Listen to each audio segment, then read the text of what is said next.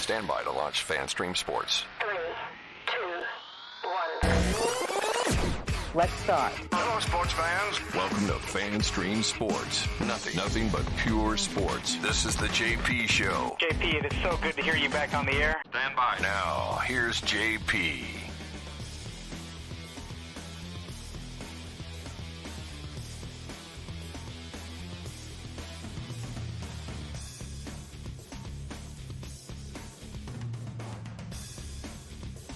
Me, and that would be removing Liam Cohen. Yeah. Hell.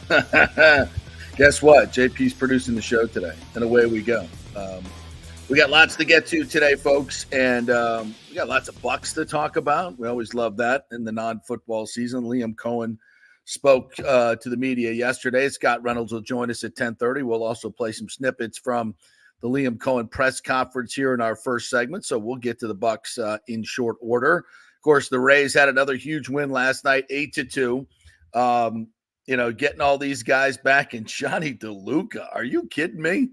Like, welcome to the Rays, partner. This is some kind of thing we got going on here. 10 RBIs for Johnny DeLuca. Absolutely fantastic. We'll hear from him, courtesy of Bally Sports. We'll get into the Rays' big win. A lot of good things are happening in these City Connect uniforms. They look fantastic.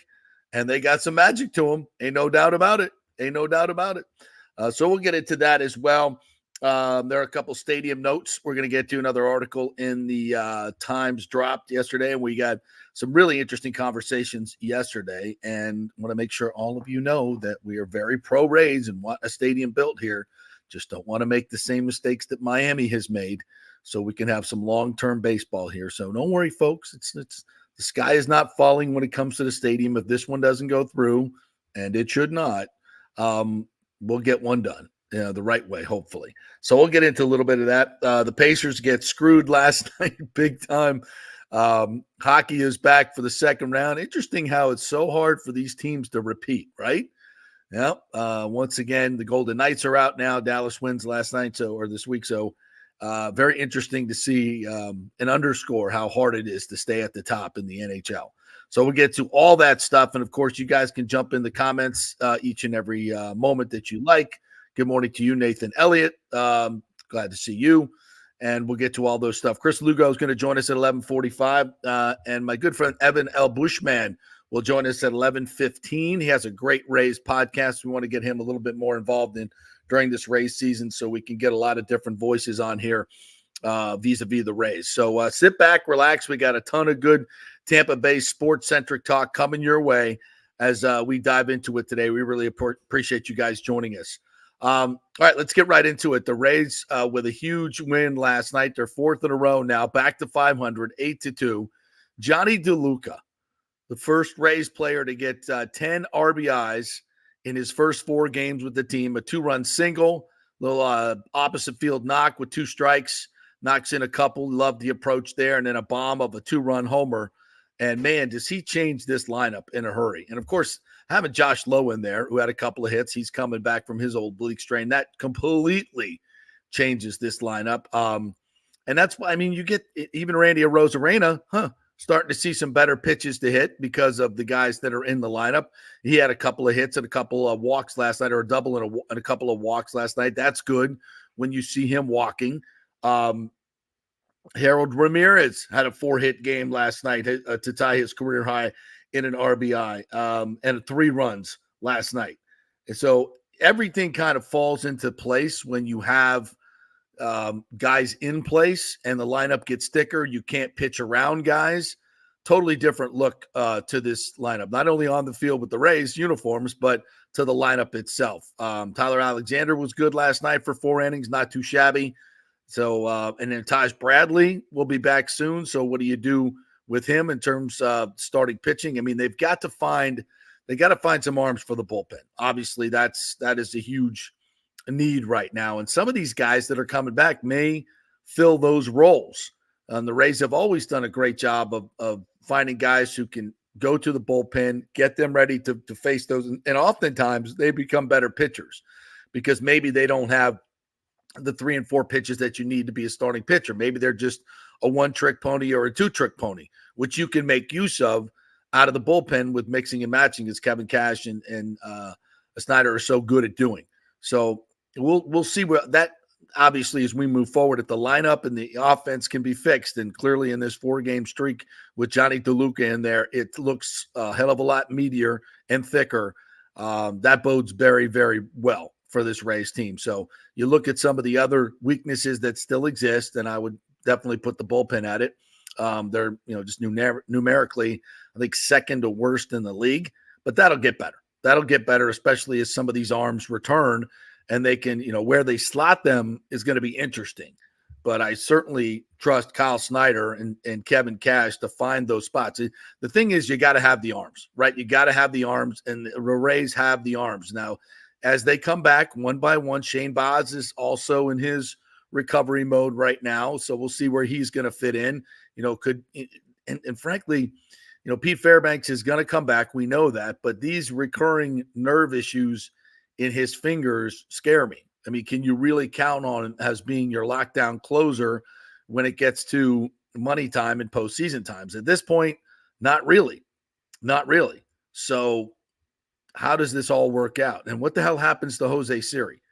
Now, I know from a number standpoint and some other issues that are more roster related, it might be hard. But if you just look at the odd man out, and of course with Josh Lowe, you don't want to sit here and say, okay, pencil him in for the rest of the year. He's been injured, and oblique strains and things like that. Those have just a really nasty way of recurring. So, you don't want to necessarily lose Jose Siri just yet. But, if you look at the guys and the outfielders that we have available, he's clearly the odd man out. Again, I said this yesterday, from a culture fit, I don't feel like he's a great fit for the Rays. He's not one of those guys that pays, uber attention to the details. He's been benched for loafing. I don't like it. Lack of discipline at the plate. Look, the showboating, it is what it is. When you're playing well, it's all great. When you're leading the league in strikeouts, it looks stupid. And when you continue to, pimp pop flies to the outfield, it looks stupid. And it erodes kind of what you're trying to do for the Rays. I mean, they've always been a team that does it the right way, pays attention to the details. Hustle is a big part of their game, playing the game the right way. And sometimes I think Siri kind of gets away from that. So when you have other guys that are certainly producing, then, let's move on. Let's move on. He was great for the time he was here, but if somebody's got to go, he's the guy, in my opinion. What do you guys think? Love to get your thoughts on that. Just hit us up in the comments here. Already, we're popping up. I appreciate you guys doing that. You can always do that on YouTube and on Facebook. Says Nathan says, good morning. As always, good morning to you, Nathan. We always like to say that. Hey, JP, the Rays have played pretty good since you scorched them on Twitter. Jesus. Okay, I'll take all the credit. If you want to give me the credit, Lonnie, I'll take all the credit. No problem. I just, again, I've said from the very beginning, I love the jerseys. I love the look. I love the vibe. Love every part of it. I was simply commenting on the pandering to a subculture and skater culture that the skater culture doesn't really exist. Subculture, like these are not people that are interested in baseball. And if you want to spend your time pandering to these people and money, hoping that they're going to become long-term fans and fill your luxury boxes in this new stadium, that's probably not going to happen. Not that it's bad marketing. It's great.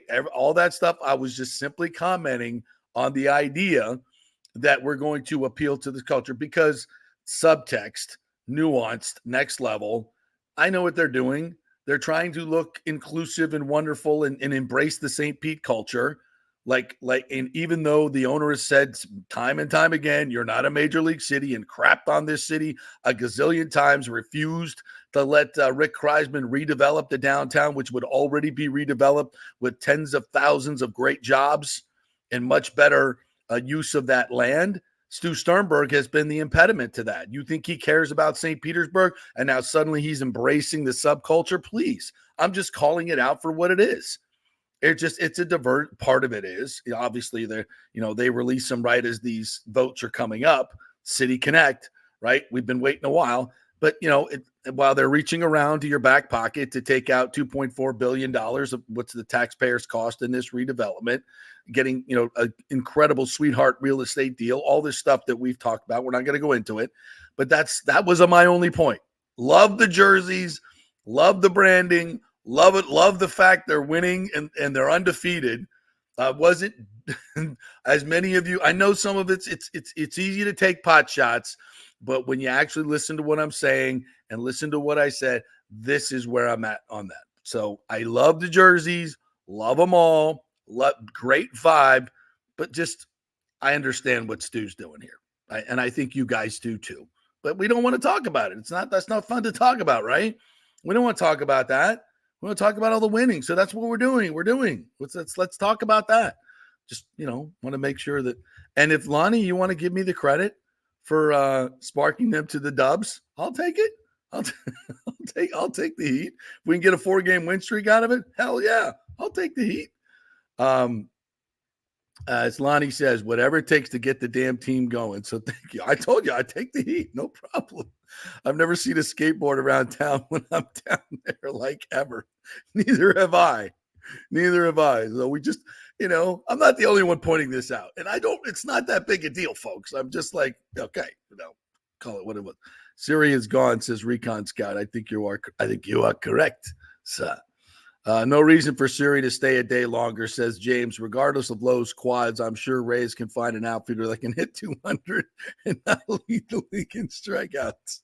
I think you are correct, James. And I don't. The vibe has gotten old to me. When he's hitting 25 bombs, yeah. And I don't think that will ever happen again. Kenneth McClary, welcome in, my friend. Have not seen you. Have not been a big fan of Jose Siri. On most teams, he would be a bench warmer. Last year, I referred to him as Mr. All or Nothing, hence the home runs and 2 strikeouts. Yeah, I totally agree. And when you got better, much better, then you go with that. And, and the other stuff is just, if you're not running after balls and back and just doing basic little league fundamentals, that's a problem. And Kevin Cass sat him down, as he should. Kevin McClary, I would love to know how many of those home runs were solo shots as opposed to when he had men on base. A lot of them. And that's part of it. Pitchers are going to groove fastballs, and they're not going to walk a 210 hitter. They're going to groove fastballs when there's nobody on base and they have a lead. If he hits it out, so what? I mean, how many big home runs? I don't remember, to have to go back and look, but I would probably agree with you there. James says, JP, what was pressed yesterday by your guest? How could any council member vote for this deal without major changes? Yeah, and even I've seen some diehard Rays fans. Matt Germain put on his Twitter today, and I commented on it. He said this deal needs to be better. It needs to be more 50-50, and he's absolutely right. He made the same naming rights need to go to the city so they can recoup some of this money. I mean, where is the recouping of the money for the city? I don't see it in this deal. And, that's always been the problem. I don't want to get too much into that today because the Rays are on a winning streak. Keith said it. I also agree with your assessment of the pandering of the Rays to the group of painters and skateboarders that don't really have a rich history of being big baseball fans. Thanks, Kenneth. I mean, that's all I'm saying. That's all I'm saying. I mean, it's true. I mean, was there a skater culture in the early 2000s? Yeah, probably. Is there now? No. Rick says, billionaires are politicians. Of course, we can't trust them during an election year. Damn right. Open your eyes, people. Lonnie says, Siri would rather yell at the lights for an inning on national TV. I might have missed that, but I wouldn't doubt it. Let's check in. Thanks to Bally Sports. I believe this is the post-game interview with Johnny DeLuca with Trisha. So let's try to hit that. Have yourself an opening weekend in a Rays uniform. You have 6 RBI in your last 5 at-bats. Today, though, what type of confidence were you stepping up to the plate with? Yeah, I felt good. I was just trying to build up, the weekend and just keeping the approach simple, and that's really it. Take us through that 2-run home run. He had thrown me, I think that was the third changeup of that AB, so I was kind of sitting soft, but just got a good pitch to hit and ended up going out. Did this offense just put constant pressure on the White Sox tonight, and how impressive was that? Yeah, everyone in our order, grindy at bats, just putting the ball in play, and that's why we scored the runs we scored. It's fun to play with. Harold Ramirez, I know you haven't played with him for very long. He went 4 for 4 tonight. What do you see from his approach? He talks about how he keeps it so simple. He's just a pure hitter. He goes up there, he sees the ball, hits the ball, and it's really fun to watch. Okay, these jerseys. You guys are now 4-0 in these jerseys. I know you like these jerseys because they have a little bit of a skateboarding thing to them, and you like skateboarding. You guys ever taking these things off? I don't think we are. As long as we keep winning, I think they're staying on. We love to hear it. Johnny DeLuca, congratulations. Thank you. Thank you. You guys? Great stuff, Trisha. Yeah, and the players, Trisha reported, went to management and said, "Hey, let's keep them on. Why not? I don't think there's any rules to it. And if there are, screw the rules. Keep wearing them. Take the fine. Stu will pay the fine. Probably take it out of the player's check. Yeah. So fantastic. Vibe for this kid. I love the stash.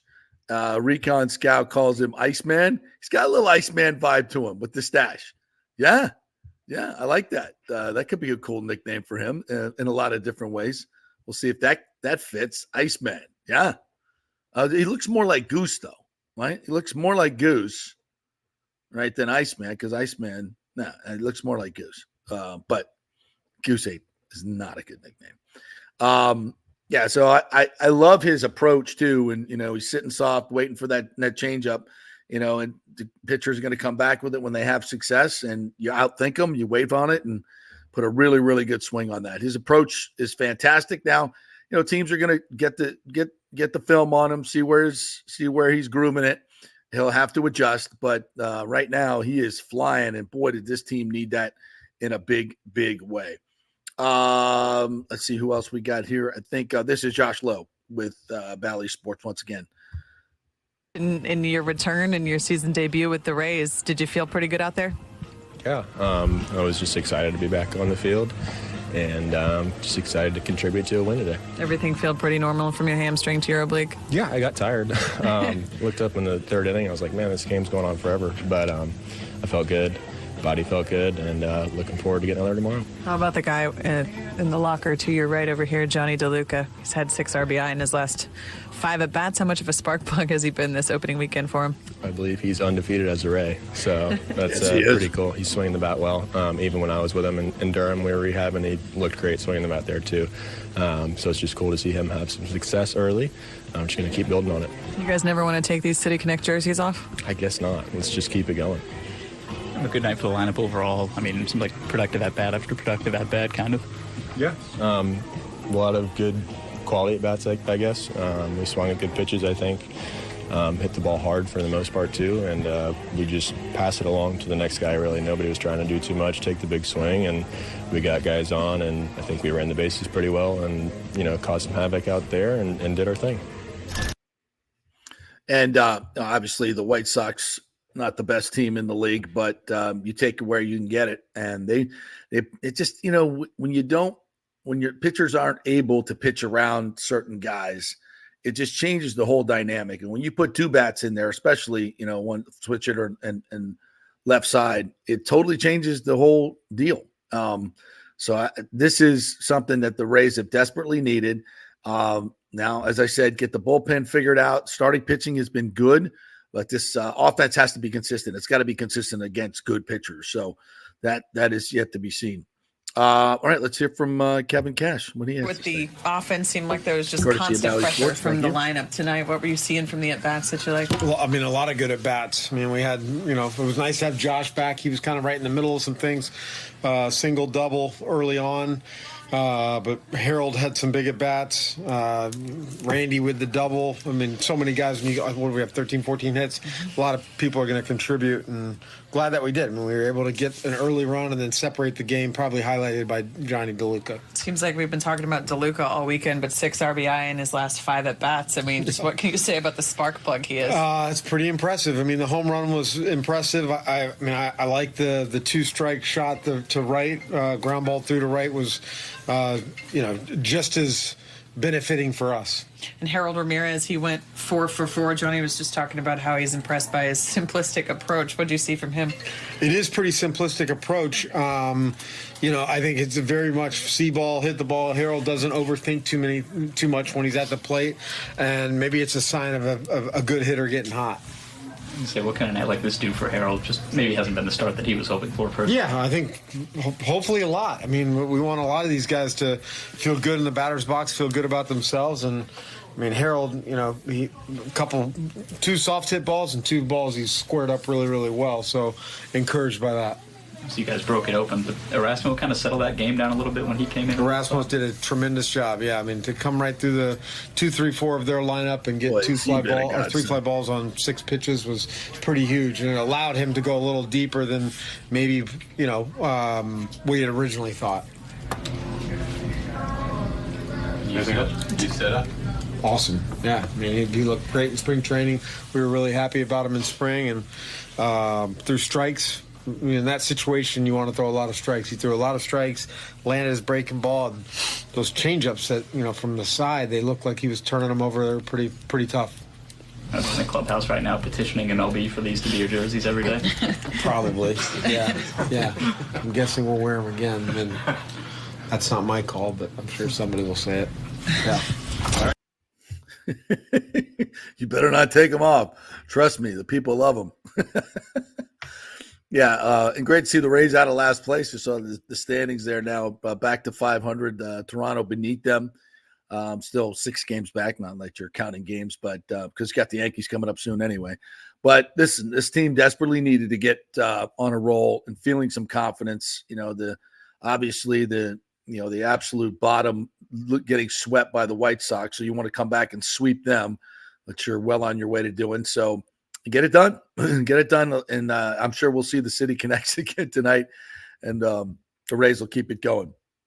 Again, if you guys want to jump into comments, feel free to jump in there. We'll put them up as we go. All right. We're going to talk with Scott Reynolds here in just a little bit.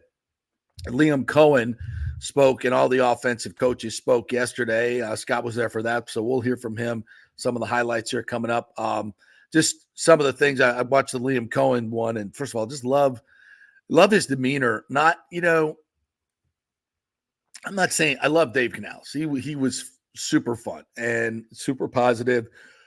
You love the vibe, everything about it. Liam just seems to have like an inner confidence to him, like he's been here before, have called plays, done this before. Dave didn't really do that. And I thought Dave did a fantastic job. Obviously, he's very impressive. Became the Panthers head coach. The offense got better as the year went on, but still was not where it needed to be. Good. And as Liam said, we want to go from good to great. 21st or 22nd in total points. Got to be better.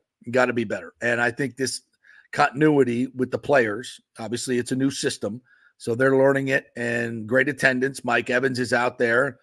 You'd be hard pressed to find a superstar receiver at his age that's out there already in the offseason program. I mean, that's impressive to me. He wants to learn a new system, and that's what you get from Mike, right? He's the ultimate professional. He's all about winning, and he knows damn well that he needs to be out there with this new offense and get a feel for it. So, hats off to him and all the rest of the vets that are out there. I'm telling you, folks, this doesn't happen everywhere. It doesn't. And the Bucs got a really good vibe going. They got a really, really good vibe going. So I wanted to just play a snippet here of Liam before we get to Scott, so you get a feeling for who he is, what he sounds like, how he handles things. Really, really impressive. So here's a little slice from Liam Cohen's press conference yesterday, courtesy of the Buccaneers.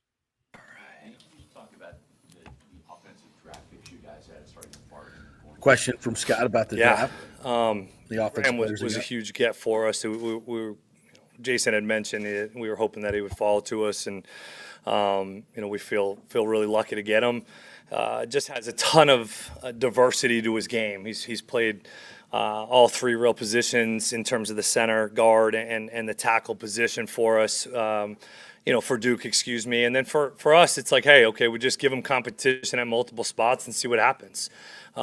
He's built the way that you kind of want those guys to be built. He's athletic. He's got a mean streak. He plays the game that the way it's supposed to be played. He was very well coached. Comes from a great family. Really excited about seeing kind of where he fits into this whole thing. Do you start him at center? I mean, that's one of those positions, that quarterback-center relationship. Yeah. And all that. Yeah, we'll give him we'll definitely start him off at center and just see how he handles everything, right? There's a lot of communication and things that can occur from that position with the quarterback and the rest of the unit. We'll see how that communication goes, but we feel confident that he can be able to do some of those things, and then if not, hey, we slide him over to guard and give him a shot there as well. What do you like about Jalen McMillan? Yeah, I love J-Mac. He's a true route runner. He's a guy that's wired to separate. Has the ability to work the defense at all three levels. He's can run the option routes, the choice routes, but also has enough long speed to get down the field vertically. He's very quarterback friendly with the way that he gets out of his breaks. He's a hands catcher, and he played in a system and with a group of guys that was extremely competitive, and he has that competitive nature to be able to come in here and compete for early playing time. Months since getting hired to finally get the guys in the building to start working with. How anxious have you been to get these guys and implement and install? Yeah, it's been great. It was these guys, they're workers. You can tell that there's a real culture in this building that was already set, that's been set. And now for us, it's all the message has been is just how do we get better? How do we take the next step from good to great? And obviously, first and foremost, fixing and getting better in the run game. And these guys have been fully bought in. Yes. They've been great energy, really communicative out on the field, really just engaged. It's been an absolute pleasure working with these guys so far. And speaking of running game, Bucky Irving. Yeah. Talk about what you like about his skill set. Yeah, Bucky's he's pretty dynamic where he gives us the ability in the run and pass game, right? The screen game. And then also from a special team standpoint and some of the return game as well. New kickoff. Bucky's a guy that I'm actually pretty close with, the OC out at Oregon, Will, and he told me he was his favorite player that he's ever coached, and somebody that's just team first, will do anything and everything he's asked to do. From Chicago, tough kid, loved him when he came up on his visit. Just the type of kid that I think will fit in really well in this building. And the nice thing I like about Bucky is he gets to his top speeds early. Like when he accepts the handoff, he bursts and accelerates through the hole and can make people miss in space. Along those lines, is that something that you're kind of wanting to see Rashad White do a little bit more of? He's known as to be a patient runner, sometimes too patient. Perhaps. I mean, Shad's he has taken every detail that we've coached throughout this offseason and applied it. That is something that we've worked on and that we've been communicating to him and really to all the backs is just we are fast to and fast through. I love that. We receive the handoff. We want to be shot out of a cannon. With obviously having vision and patience goes along with it. That's not something I need to really coach. But he has been fantastic when it comes to the tracks, his responsibility, the landmark, and being shot out of a cannon in some of the run game that we have done so far in this phase. So a little snippet there of Liam Cohen, new offensive coordinator, just kind of give you a feel for him. Doesn't he just give you the exude confidence and the detail of which he already knows his players' strengths and weaknesses and where they need to go from good to great. Of course, it's all talk. It's all positive stuff in the offseason, but you want to pick up on things that just give you a sense of confidence. And he really does give you that sense that he knows what the hell he's doing. B, he can coach the run game. We know that from the Rams in Kentucky. And just the details that he's already on with the draft picks and the other players. There's a little bit later on, we'll play it in our second hour where he talks about Baker Mayfield and some of the other veterans and the feel that he has for them already, which is really impressive. So we'll get to that as well. Thank you guys for the comments. We'll get to your comments as we go through this. I will take a break here. I want to thank all the great folks at Jeeves Law Group, JEEVES lawgroup.com. They are trusted, they are local, and they get results. So if you have an issue, you're in an accident, and don't go with one of the bigger firms, not from here. You just become a number at some point.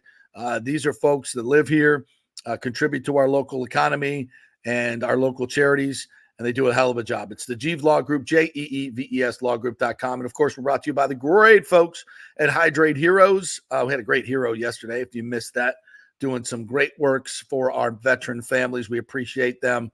Hydrate Heroes, 8 times the benefits, folks. Hydrate to donate, and 15% of their sales goes back to these very worthy causes that help our military veterans. None of the bad stuff in there, no stimulants, no added sugars, just 5 calories, and it tastes fantastic. It's Hydrate Heroes. Go to tryhydrateheroes.com, tryhydrateheroes.com, and just put in your address, your email address. They'll ask you a couple questions. They'll send you a free trial, and then you can get hooked on this stuff like I am. All right, back in 3 with the great Scott Reynolds. Stay with us. JP here for my friends at your local Synovus Bank, and I do mean friends, and I do mean local. One of the local managers in Tampa is John Acosta, big fan of the show, and I've known him for over 40 years. He's been in local banking since 1983. You talk about developing relationships. You don't stick around for that long unless you're doing things the right way and have a great reputation, and that's the focus company-wide at Synovus. Big enough to handle any complex international transaction, but small enough to answer the phone when you have an urgent question about your business or personal account. And for personal accounts, they have a very easy app that works great. You can do everything online. And for large or small businesses, you will get that personal touch and services to help build your business, taking your dreams and aspirations from the whiteboard to reality. We can make that happen. Let us show you how. For a get-acquainted meeting to open a business or personal account, just call John or go to Synovus.com to find out where your local branch is. Everyone knows Italiano Insurance is your go-to for home insurance, but they also have an amazing team that focuses on business insurance. Yes, your business is most likely your biggest asset, so make sure you have the right coverage at the most competitive price. And if you started a side hustle recently, don't forget you need business insurance, because if you get sued in this over-litigious society we live in, you could lose all your personal wealth. So get that business insurance. And for the best customer service, always choose Italiano. My representative, Charity, is amazing. I called her late on a Friday because my insurance was going to lapse. She stayed late until the job was done. You just don't find that anymore. Give them a call, 813-877-7799. That's 813-877-7799. Italiano Insurance. JP here for the Geddes Gordon Real Estate Group and our good friend Jane Geddes. Folks, simply put, there is nobody like Jane. Jane is a former LPGA 2-time major championship winner. She was also vice president of talent relations at WWE. She also has a law degree from Stetson. So if Jane can drain a 10-footer to win the U.S. Open and stare down Hulk Hogan in the boardroom, you want Jane on your real estate team to not only negotiate the best deal, but find you the perfect home or investment property. And when you work with the Geddes Gordon Group, you become part of the real estate family and get concierge services that include expertly staging, marketing, and preparing your home for sale. Advice on golf properties. Hey, you might even get some golf tips. Many of their clients become friends long after the sale or purchase is completed.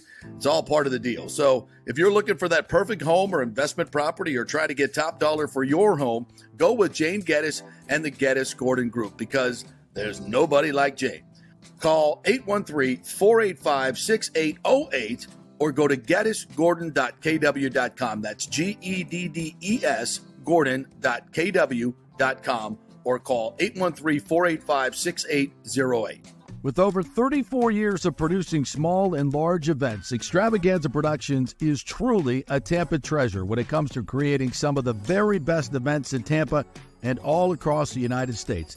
I've worked with them at the Florida Sports Hall of Fame inductions, the Warrior Games, which was an Olympic-sized event spread across all of Tampa Bay. They are the very best, from small meetings to exceptionally large corporate conferences to galas, fundraisers, sporting events, grand openings, whatever you want. Team EPI has an extremely talented staff of designers and show producers that develop extraordinary events fueled by the visions of their clients. You can reach them at their Tampa headquarters at 813-621-4700 or go to extravaganzaproductions.com. Let's go. Right now, back to the show on FanStream Sports. All right, welcome back to the JP Peterson Show as we roll on here on a Testosterone Tuesday. Chris Lugo from Bay Area Modern Medical Center will join us later in the show. So if you have any medical questions, any thoughts on nutrition or anything like that, jump on in here in the comments. You can do that on YouTube. You can also do that on Facebook and on Twitter as well. Great win for the Rays last night. By the way, I'm producing here myself, and our bumper music rolls on and on and on as we wait for the great Scott Reynolds to join us. And there he is. All right, Scott, hold on one second. I've got to get to this silly music we're doing here. There we go. As you can tell, I am producing myself today. So there we go. How we doing? Dude, I've had three sound bites on, including Liam Cohen, who you talked to yesterday. So I got you up. So I'm doing something right. Yeah, so there we are. Good morning to you. How you doing, partner? I'm doing great, man. It's always fun to talk some Bucks football with the coaches. And my God, man, it's like a 2-hour press conference. I'm still going through some of the sound from yesterday. I feel you, bro. Every single offensive coach and then special teams coordinator Thomas McGahee as well. So it was a marathon. We survived, and we do have some good scooping in. Well, that's why you go to Pewter Report, because you got the whole platform there and the podcast and everything, and we'll be able to hear all of them. Because these Bucks fanatics, myself, I want to hear every word. Because we got a lot of new stuff here, and I just gave my first impressions of Liam Cohen at an extended press conference, and I just love his confident vibe. Yeah, he's just got the details. He's already got it down. He knows the strengths and weaknesses of every player. Just exudes, at least on camera, confidence. What was the feeling like in person?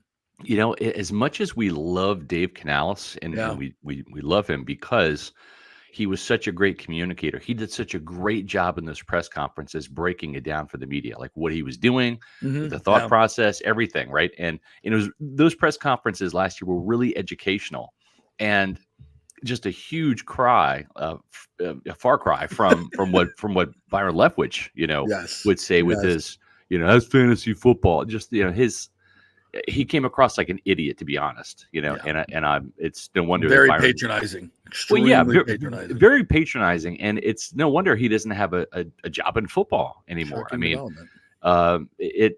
was hand chosen by Bruce Arians to be, the next great offensive coordinator, and he wasn't, and it was the talent around him.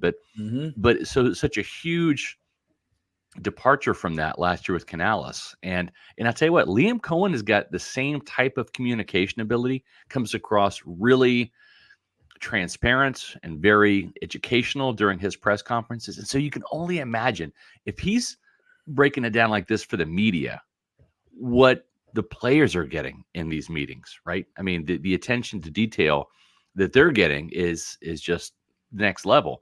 And I liken both Cohen and Canales because of their excellent communication skills. But you're right, JP. It just comes across like Liam Cohen has more confidence. He's been a play caller for 2 years in the SEC. That matters. He called a handful of games for Sean McVay with the Rams at the end of the 2022 season. And so with Canales, you could kind of see the exuberance, the kind of like the first kid on the first day of high school as a college or as a high school freshman. Wow, I'm in high school now, And Liam Cohen just kind of comes across like a junior, been there, done that, excited for this year, and man, I'm going to be a senior next year. You know what I mean? It just, just a little bit of a level up. And I really think the Bucks are in really good hands with him. I think probably the one big takeaway I got from Cohen, and he wasn't throwing Canales under the bus. It's like the tape is what it is. Like, it's, that's just the way it was. But when he was asked yesterday, what was the biggest thing holding back the Bucks run game? He said, probably just the lack of diversity in terms of the runs, right? Yes. And what he meant by that was just too few run calls, right? And that's not all on Canales. That's on Harold Goodwin, who was the run game coordinator, the offensive Mm-hmm. line coach. And I'll tell you what, there weren't a lot of tears shed when Harold Goodwin and Joe Gilbert, the offensive line coaches, went to Carolina, right? I mean, there wasn't like it wasn't like a going away party or Take that last place run game with you, boys. That's right. Yes, I think that No was offense. the common denominator, to be honest, with Yeah. the lack of running success. And sure, not having Ali Marpet and Ryan Jensen hurts. Yeah, But yeah. I'm telling you, the scheme was part of it. And I think that's kind of what Cohen was alluding to, JP, when he said, we're gonna have more diverse runs, right? It can't, and this is my words, not his. I'm just interpreting what he said. It can't be predictable. It can't be, oh, they're in this formation. It's Right. going to be one of these three They're running runs. up the middle. Yep. No, if they're going to be in this formation, it's Right. going to be one of 5 or 6 different runs, right? And it's not going to be just to this side. It might be a counter to the other side, right? So Yeah. he's going to give offenses or defenses a lot more to think about at the line of scrimmage. Eye candy, Motions and shifts. And the secret weapon this year is going to be the fact that he wants Baker Mayfield to be the field general. And that means audible. That means yes, the plays at the line of scrimmage, because so many times those runs, because of the predictability, the lack of certain, I should say, the lack of a bigger playbook when it came to the running game. Mhm. A lot of times the runs were DOA. They were dead on arrival, right? At 1st and 10, they're in this formation. You could see Carolina shifting defensive players, going off tackle. This is what's coming. Yep. And all of a sudden, Rachaad White's banging it in there for 1 yard. Now you're 2nd and 9, right? So now Baker Mayfield at the line of scrimmage is going to sit there and say, oh, looks like they're guessing what we're going to run. Okay, fine. We're going to run the other way, and we're going to motion a guy. Maybe we'll motion Godwin from the slot all the way to this side at the snap of the ball. Now, all of a sudden, we got numbers on this side. Right. So not only are we not running into the teeth of their defense, we've actually flipped the numbers, and now we're running into a more advantageous side where we have numbers. We're outnumbering them at the point of attack at the snap of the ball because Baker Mayfield recognized the play and what to change it to. And I think that's just going to really help this run game, JP. And he also kind of confirmed what we all were thinking, that Graham Barton is here to play center. People have talked about left guard. He ain't playing left guard. He's going to play the center. only way he plays left guard is if Robert Hainsey, who has gotten a little bit bigger this year, yes, if Hainsey balls out and because he's in a contract year, and the Bucs are committed to find. And you heard Kevin Carberry say this, the new offensive line coach. Liam Cohen said this. John Spytek said this after the draft, the assistant general manager. They want to find their best 5 offensive linemen. We know Tristan Wirfs is one. We know Luke Gedeke is 2. Yep. We know Graham Barton is going to be one of those guys, as well as Cody Malk. So they're finding the 5th guy. Is it a guard? Is it Sua Opeta, who I think probably is penciled in right now as the guy? Or is that 5th guy going to be Robert Hainsey? And if that's the case, then maybe he plays left guard, or you move Barton to left guard and you give Hainsey another shot at center. You can always change it, right? And that's one thing Carberry said. We're going to cross-train Cody Malk at center. We're going to cross-train Graham Barton to play guard as well as center, because you always want to have those contingency plans. And you know what? You might discover Barton might be a better left guard, or he might be a better center, or Hainsey might actually be able to play guard, right? Not just center. So I like the open-mindedness there. I agree. Yeah. And Carberry, let's talk a little bit about him. I did not see his him. interview, but his credentials are sparkling. When they got him, I was like, wow, that's a get right there. That's a pretty damn good get. Yeah. What are your thoughts on him? Well, the other thing too is he and Cohen spent some time together with the Rams, so he comes from that Sean McVay.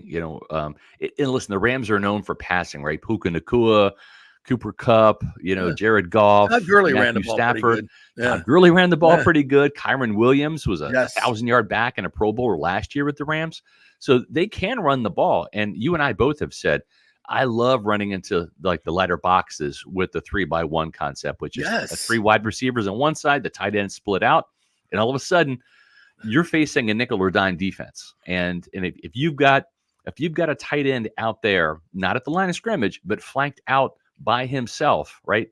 You've got one of two choices. Defense. Yes. You're either going to be taking a linebacker over, Out of the closer box. out of the box, closer to the sideline, covering that tight end. And now you got a bigger body on, let's say, maybe Devin Culp, right? The guy that runs a 4.47, or maybe it's Cade Otten out there. Or if you want to leave that linebacker in the box, now you're walking a safety down, and now you've got a 200-pound safety, maybe 190-pound safety, or a nickel corner, right, on on a big tight end like Otten, or a fast guy like Culp, who's 230 pounds. So you're either going to have a size mismatch or a speed mismatch outside, and if they take that linebacker out of the box, now you've got one linebacker in the box, right? Mm-hmm. And you got three receivers, and they're covered, and you got the tight end covered, and now all of a sudden it's, let's find a lane for Rachaad White. Boom, Exactly. 7 yards. See, this is the thing. People want to bang on Rachaad White, but look at the numbers. He was contacted 1.9 yards. That was the number, the lowest in the league, the worst in the league, however you want to say it. And he's a guy that can make people miss in space. Yes. But if you got 50 guys which was where the Bucs were trying to run the ball in these tight formations with tight ends that couldn't block. That's right. And an interior line that couldn't move anybody. It's counterproductive. Counterintuitive. This is a bad idea from the very beginning. You spread it out. You get him in space. You get Bucky Irvin in space. You get Chase Edmonds in space. That's right. Sean Tucker. Now you've got a chance to let these guys work a little bit in space where they're best, right? It's smart football. Yes. And the other thing that I liked in talking to, whether it was Josh Grizzard, the new passing game coordinator who comes from Miami with a bunch of good ideas. From Mike McDaniel. He's a bright offensive mind. Pretty good, right? Yeah. So you've got a lot of smart guys in the building, including Liam Cohen, who's got that track record with Sean McVay. And the one thing that I heard over and over again from different coaches, even from Thad Lewis, who was the holdover quarterbacks coach, is like, Liam wants to take the fight to the defense. He wants to make, a lot of times, what have we heard? Well, we're going to take what the defense gives you. I don't think Liam Cohen's that kind of guy. I think he's like, we want to dictate to the defense. Mm-hmm. We want to catch the defense off guard. We want to use motions and shift to find out, are you in man or zone, and give our quarterback a tell, right? And our receivers a tell. And then do some things that are going to create numbers for the offense and advantages for the offense, right? Whether it is motion at the snap, not just before the snap. So there's a lot of things that in this offense with a lot of bunch wide receiver sets that are going to give receivers some free releases. And, for guys that aren't, Tyreek Hill, they're not, Jalen Waddle, they're not 4-3 guys, and Mike Evans and Chris Godwin, when you're talking about giving, guys that are maybe closer to 4-5, free releases off the line of scrimmage, right? Because it's a little bit of a jailbreak, right? When you've got that bunch formation, you don't know who's breaking in, who's going deep, who's breaking out. That helps your offense, right? And it gives some of these guys a free release, a quick first step, and puts the defense on their heels. And how many times has that been used against the Buccaneers? I remember when the Cowboys came in here for that playoff game. They scored, I think, 2 touchdowns off of some bunch formations. Yeah. And you had Carlton Davis, a pro's pro, leaving, CeeDee Lamb wide open for a touchdown, And Todd Bowles said, that's a bust, for us. And it just shows that you can confuse even some really good veteran defensive backs with some of these bunch concepts. Yeah. It's congestion too. Yeah. Yeah. You get caught in a wash. Yeah. No, it's good stuff. Scott Reynolds joining us here from the Pewter Report, presented by Hydrate Heroes.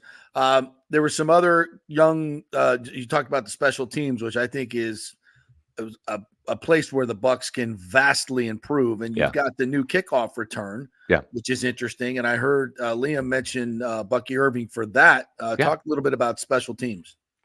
Well, I asked Thomas McGahee, the new special teams coordinator, who I think anybody is an upgrade over Keith Armstrong. I just thought he was very timid, very flaccid with his approach to special teams, very conservative to a fault. Don't screw up was the message. Yeah. It was the return don't game, screw this up. Nothing aggressive. I agree. The return game didn't scare anybody. I mean, I looked, I think the last kick return for a touchdown was 2010, which was Michael Spurlock's second kick return for a touchdown.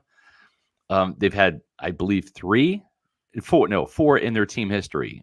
Sammy Strouder had one, Spurlock had two, and Clifton Smith had one. Right. So that's it. Four in Tampa Bay Bucks history. Not a lot. And the punt returns haven't been, much better. Mm-mm. The thing that I really liked about McGahee is he identified, he's like, yes, the first teams that can not only figure out how to gain an advantage with this new kick return rule, and also the coaches that can make the best adjustments, right? If you look at this like a horse race, right? Like this is a new rule. It's going to affect everybody. So starting out of the gate, you're going to have a couple of teams that are really going to figure this out. Maybe either get some big returns or maybe a touchdown or two on the board early, right? Because they got it figured out. Then you're going to have that kind of coming around the corner, that straightaway, the breakaway run, where the other teams are going to kind of figure out how to counter that, and then they're going to surge ahead, right? And so I think that McGahee has the philosophy right. Let's get ahead of this thing. Let's use this as an advantage by being one of the best teams on not only kick returns but also kick coverage. But then we have to also make the adjustments, right?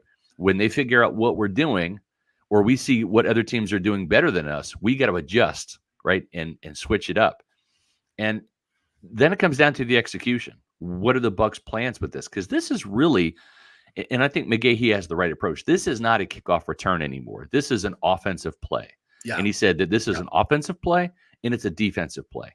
And when you look at touchdowns and second half kickoff and opening kickoffs, he said it's really about 10 more offense or defensive plays per game, because this is not a classic kickoff return anymore. This is not a special teams play. You actually have a line of scrimmage. It's on the return side of the ball. And great point. And so I think that it's going to lend itself more to running backs who have tackle breaking ability. They can read holes, right? And have a little bit of make you miss. I think that running backs are going to have more success than wide receivers. Now, a wide receiver like, say, Xavier Legette, the first round pick of the Panthers, he had a kickoff return for a touchdown. He's built like a running back. Yeah. Someone like Malachi Corley with the Jets, I could see him being a good wide receiver who is a good kick return guy because of that. He was an ace on screen passes. The Deebo Samuel types. Exactly, yeah. So I think Bucky Irving is really suited well for this. Does he have that breakaway speed to, once he gets past the 50, then it's just a foot race, right? Because there's nobody else to make you miss. It's once you get past the 50, it's a 50-yard dash. And do you have the gas and the wheels? Give me 10 or 15, 20, 40 or 30 or 40-yard returns. That's right. Because you're immediately in field goal range. Absolutely. So give me 10 or 15 of those as opposed to one to the house. Yeah, I'm with you. We're scoring a lot more points, and I totally agree with that. Yeah, I agree. The interesting thing too that I'll just bring up for your listeners is this is flag football time. Right. This is spring ball in the NFL, which is quickly becoming spring ball everywhere else with flag football. But this is the time where it's basically the passing game, right? There's nobody's in pads, so you can't even really evaluate the offensive lineman outside of footwork and hand placement and technique. Running backs, they're not getting tackled. There's two-hand touch, right? They're not having to break and slip tackles. This isn't training camp where you get like a live tackling period to work on some of that stuff. And so this really should be the passing game part of it. But I like what Liam Cohen's doing. He's like, we're focusing on the run game right now. And he's kind of zigging while other teams are zagging. And I think that this offseason emphasis and doing these installs, and if there are going to be more run plays, you're going to have to take a little bit more time to install those run plays, right, in practice. And they're doing a lot of that stuff right now. They're getting down the chemistry, the timing, of these runs and marrying what the line is doing and when that hole is going to open up for the back. And so I really commend Liam Cohen. It's almost like, well, if you want to fix this, if this is the big deficiency, you got to spend more time at it. And he's doing that right now. And I think not taking the passing game for granted, but it's going to be there. Baker Mayfield has already developed the connection with Mike Evans and Chris Godwin. There's no quarterback competition to worry about, right? So I like what Liam Cohen and Kevin Carberry are doing. They're really working on the run game right now. They're putting more time and emphasis on this. And again, if there's going to be more running plays, which is a good thing, you're going to need more time to install those. And so that with all these reps you're getting right now, they're kind of mental and they're kind of ghost reps because there's, you can't really be physical. But I think it's going to pay off dividends in training camp. And I think you are going to see a much better ground game from Tampa Bay this year. Yeah. And that's going to obviously help the passing game and the defense. That's why I was so high on Graham Barton, because that's the one place where you can affect all those things make your entire team better.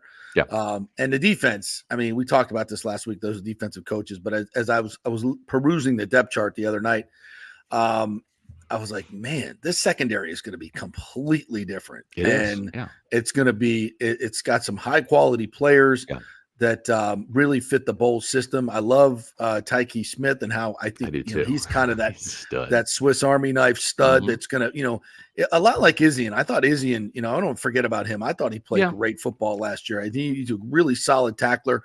But now you've got a group of about 9-10 guys that can play hard, and they seem like smart guys. And I think a lot of issues last year were with communication, and you just can't. You can't have that at this point, especially some of these veteran guys, right? Jordan Whitehead is an elite communicator. Yeah. And they really valued him. I mean, it took Winfield until last year to become a team captain. And even to this day, Bulls has still got to get on him. Like, I know you want to be the leader by example. It's almost like he's Rondé Barber, the reluctant leader. Speak up. Right? And Barber, when he was the last man standing in Tampa from the Super Bowl team, it's like he was forced to have the C on the chest because, he was it. But you ask Rondé, he would always rather be Brooks's lieutenant, right? Or Lynch's lieutenant. I'll let John lead, I'll let Derek lead until I have to. And that's kind of the thing with Winfield. It's like he was kind of, hey, dude, you're the best player in the secondary. Like, you have to lead, almost like Tristan Wirfs on the offensive line. Right. You're the most decorated guy. Ryan Jensen's not here anymore. Ali Marpet retired. Like, it's time for you to wear the C and step up and be the captain. So I think Wirfs and Winfield, reluctant captains, but they're stepping up in that role. But the thing with Whitehead, man, is C on his chest or not. When that dude was here in 2020, he was the vocal leader. He was commandeering that secondary and communicating with Levante. Those guys have a great synergy between the second level of the defense and that third level. And so now you've got two really good communicators back there, and Winfield and Whitehead are like brothers from another mother. I mean, they're two peas in the same pod. So I think that's going to really help the communication. The one thing too that they're really missing is that nickel playmaker corner, and it doesn't have to be a Hall of Fame guy like Rondé Barber, but even Antoine Winfield Jr., when he was in the slot, he had one interception that came in week 1 against Dallas, the year he played nickel in 2022. And then Bull said, he's too pigeon-holed here. I got to move him around so I can use him. And he can be the creator. And that's exactly what he became last year, the big play creator. But they need another guy that's capable of producing takeaways. And I think Whitehead, with the 4 interceptions last year with the Jets, he's better in coverage now. He can help you as that coverage box safety. But Tyke Smith, 4 picks last year, a couple forced fumbles, 2 sacks. This guy is that type of nickel playmaker they need. Instinctive around the ball, And you look at Izzian, I think he did an okay job last year. 2 interceptions out of the gate, right? First 2 weeks. Yeah. And then 17 straight weeks without a single interception. And he had 1 forced fumble in between all that. So he was okay as an undrafted free agent. He wasn't a weakness per se. He wasn't the weak link, but he wasn't the strength either. Maybe that was just, youth and inexperience and coming from Rutgers as opposed to Georgia. But Tyke Smith, man, this guy is going to be an interceptor there and the nickel spot. And I think he's going to be a pretty dynamic player. You mentioned the UDFAs. Of course, I love me some Kalen DeLuca. We got a little FSU blood going there. I think he'll be a great special teams player. Got great speed, great instincts. And Judge Culpepper's an interesting one as well as Brad's son, who I think he could be a kind of a late bloomer. What are your thoughts on some of the UDFAs and what I used to kind of do a little projection and I used to get excited about some of these guys. I would say Kalen DeLuca's the biggest guy that I'm excited about. And I'm also hearing that from people in the building too, that I think he's like the number one guy. If you look at the fact they didn't draft an inside linebacker, that certainly helps his chance. Maybe he beats out J.J. Russell for a roster spot. Maybe they keep 5 inside linebackers this year because he's so good in special teams. But I think he's probably the guy.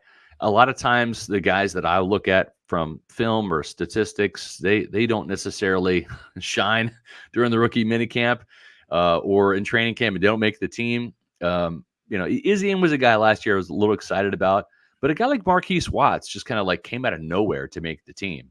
And so I like to just kind of wait until the Bucs rookie minicamp and then kind of assess the situation. I think right now, these guys got undrafted for a reason. Like there are some warts in all these guys' games, whether it's speed or lack thereof, or whether it's size or lack thereof.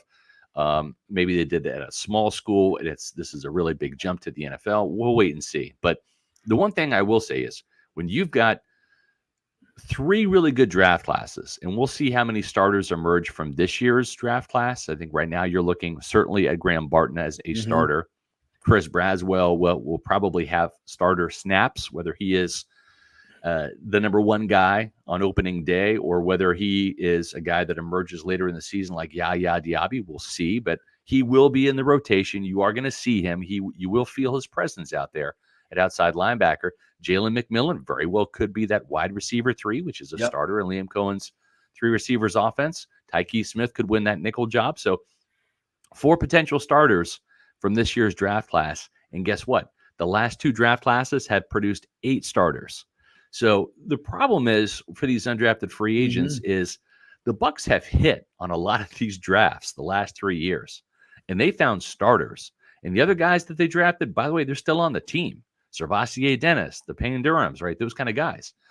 So having said all that, I don't know how many undrafted free agents are really going to have a shot at this 53-man roster. This is not like it was a couple years ago where they needed guys to kind of fill out the roster. It's a great point. Yeah. They only had 7 draft picks, and they had like 14 holes on the roster, and they needed to sign 7 undrafted free agents. So I think that Jason Light has done a really good job of loading up the depth chart, reloading from the Super Bowl year when, that's an old team that quickly turned into a young team. And I just don't know how many spots are going to be available on the 53 this year for undrafted free agents. No, it's a great point. But it's going to be fun to watch the rookies. They come in this weekend, right? So we'll Friday and Saturday. We'll be out there at Pewter Report. And we're doing a Pewter Report podcast. Typically we do them Monday through Thursday. We're doing Monday, Tuesday, Wednesday this week. We're taking Thursday off. Then we're having a special Friday afternoon podcast to talk about day 1 of the rookie minicamp. Nice. And then we'll recap Saturdays on Monday's show on Pewter Report TV. So we're looking forward to it. It's always fun. Mother Nature not cooperating, though. It's going to be like 92 degrees or something. So there are a couple of years. Well, I'm just saying this selfishly speaking. I mean, I know, but I got to get out there and roast, and I'm 52, and I don't handle the heat like I used to. So I'll be out there right next to you on Saturday. So we'll see you for that one for sure, because I want to take a look at these young guys in their under drawers. All right. Well, I guess you kind of just did your promo there as well. Is there anything else you want to add? No, Pewter Report TV. We're this close to 14,000 subscribers. Come on, people. Yeah, we're close. So if you haven't had a chance to check out our content on Pewter Report TV, it's our YouTube channel. Just subscribe. They say subscribe. It's free. Just hit the button. That's all it is. Yeah.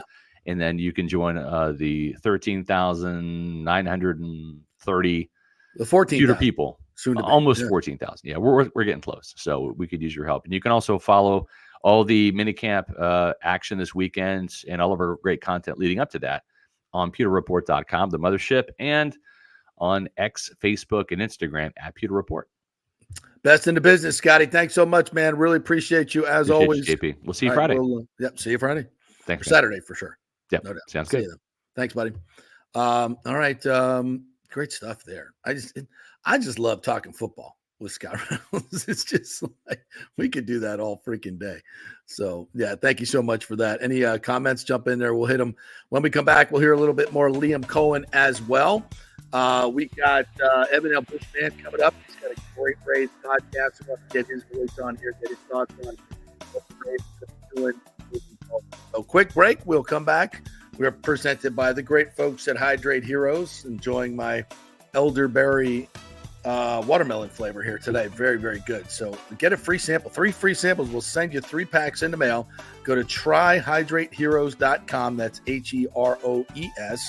So you see right there, Hydrate Heroes. Tryhydrateheroes.com. We'll ask you for a little bit of information. We're not going to spam you with anything. We're just going to send you those 3 free packets, and then you can see how great they are. All the great benefits for it. 8 times the benefits, all the electrolytes, no the extra sugar, vegan friendly, all that good stuff. Back in 3 with more Bucks and Rays talks. Stay with us. This is The Strike.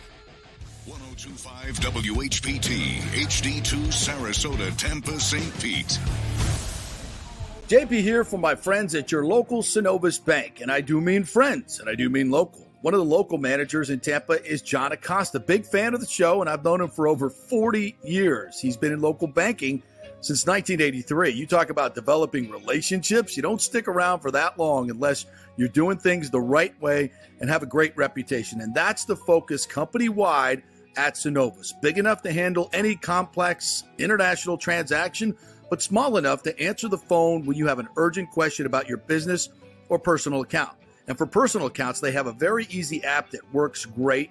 You can do everything online. And for large or small businesses, you will get that personal touch and services to help build your business, taking your dreams and aspirations from the whiteboard to reality. We can make that happen. Let us show you how. For a get-acquainted meeting to open a business or personal account, just call John or go to synovus.com to find out where your local branch is. All right, this is for all you guys who don't want to go to the gym and do 5,000 crunches. At Bay Area Modern Medical Center, you can get on the new True Body machine where you can reduce fat and tone up your muscle. It's like doing 54,000 crunches in just 15 minutes. Define your body as you see fit. True Body offers personalized muscle stimulation that delivers the equivalent of those 54,000 crunches in just 15 minutes. Just get in touch with them at Bay Area Modern Medical Center, BAMMC.com. Chris Lugo and the team over there will set you up on True Body and get amazing results. Non-invasive with comfortable and little to no pain and zero downtime. You can isolate and target those areas that you want to improve and treat multiple areas simultaneously. It's an amazing machine, so check it out at Bay Area Modern Medical Center, BAMMC.com. Are you looking to be more productive and healthier? Do you know chronic dehydration affects your overall health and well-being? 75% of the U.S. population suffers from dehydration, and many of us don't even know it. That was me before I was introduced to Hydrate Heroes. 8 times the benefits with hydration. A beverage with benefits more than just hydration. That's right, 8 times the benefits with hydration. Hydrate Heroes provides a refreshing, great-tasting beverage powder to mix with water, providing elderberry, zinc, vitamin D, electrolytes, amla fruit, which provides a great source of vitamin C, along with a proprietary mushroom blend that has shown to help increase endurance and energy at the cellular level. Hydrate Heroes is so confident you're going to love the taste and the results. They are offering our listeners a special offer, a free 3-pack sample, no credit card needed. Just go to the jppetersonshow.com, the jppetersonshow.com, and click on Hydrate Heroes logo. Hydrate for health today with Hydrate Heroes. With over 34 years of producing small and large events, Extravaganza Productions is truly a Tampa treasure when it comes to creating some of the very best events in Tampa and all across the United States. I've worked with them at the Florida Sports Hall of Fame inductions, the Warrior Games, which was an Olympic-sized event spread across all of Tampa Bay. They are the very best, from small meetings to exceptionally large corporate conferences to galas, fundraisers, sporting events, grand openings, whatever you want.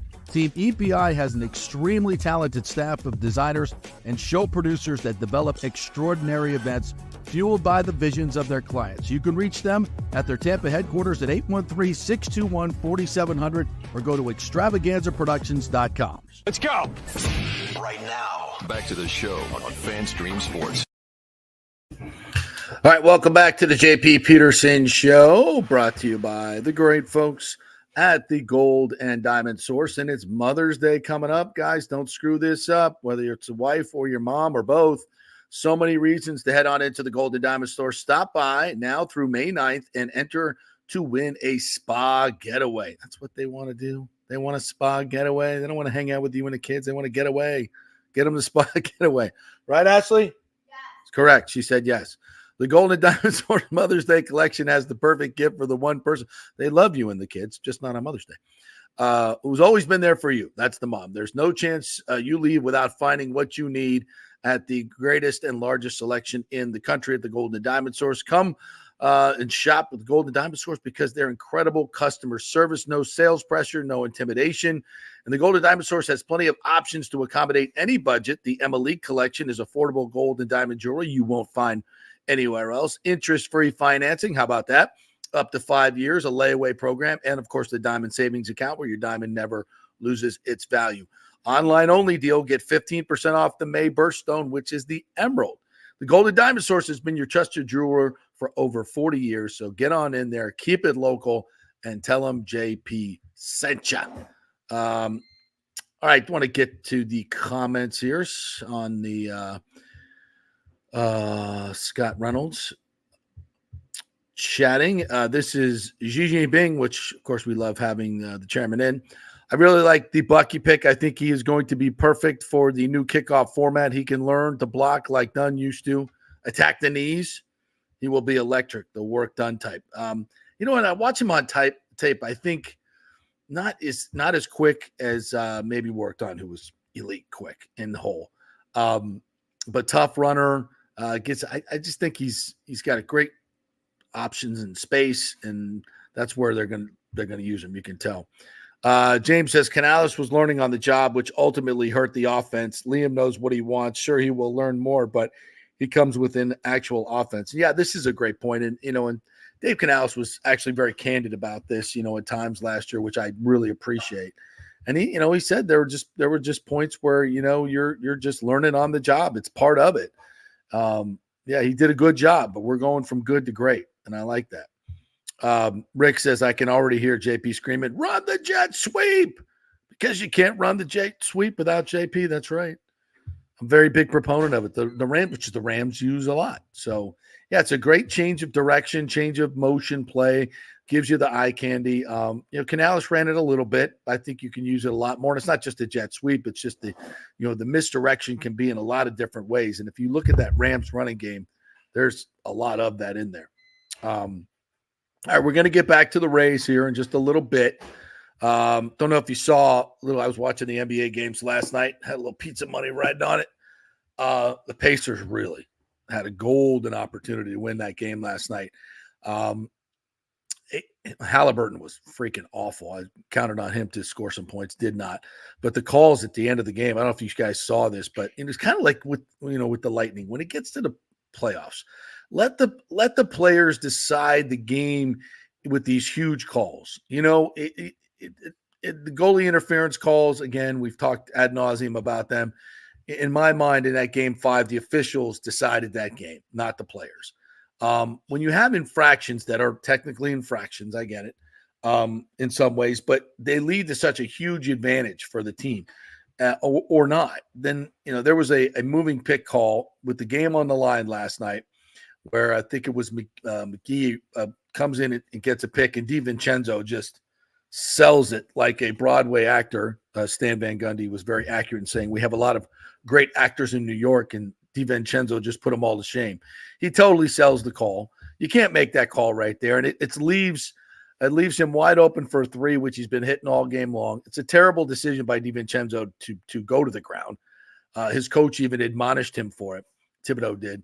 And you get that call. And plus they called a kickball. That was not a kickball, and the Pacers were out of challenges. So a couple of huge calls in the final minutes that did not go the Pacers' way. And, I guess you credit Rick Carlisle for saying, look, we don't expect to get those calls, but it is what it is. 2 terrible calls that really affected the outcome of the game. That's going to be a hell of a series. And, I got to, as much as I hate the Knicks and all their fans, all the stars that are there, it's like I just want to see him. You always want to see Spike Lee go away. And I love Spike. But I'm just so used to seeing him walking away, frustrated and losing. But they were shot. Brunson now has had 4 straight games of 40-plus points, and he is just unstoppable in the clutch.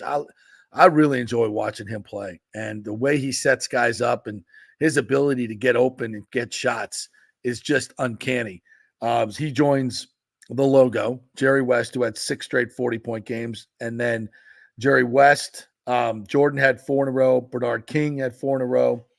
I guess that's the only guys that ever did it. I mean, that's pretty good. That's pretty good. And he is playing incredible basketball. And then the Nuggets last night. I got to tell you, folks, I was trying to find it last night on my Hard Rock bet. I couldn't find it where to bet the Timberwolves to win the championship.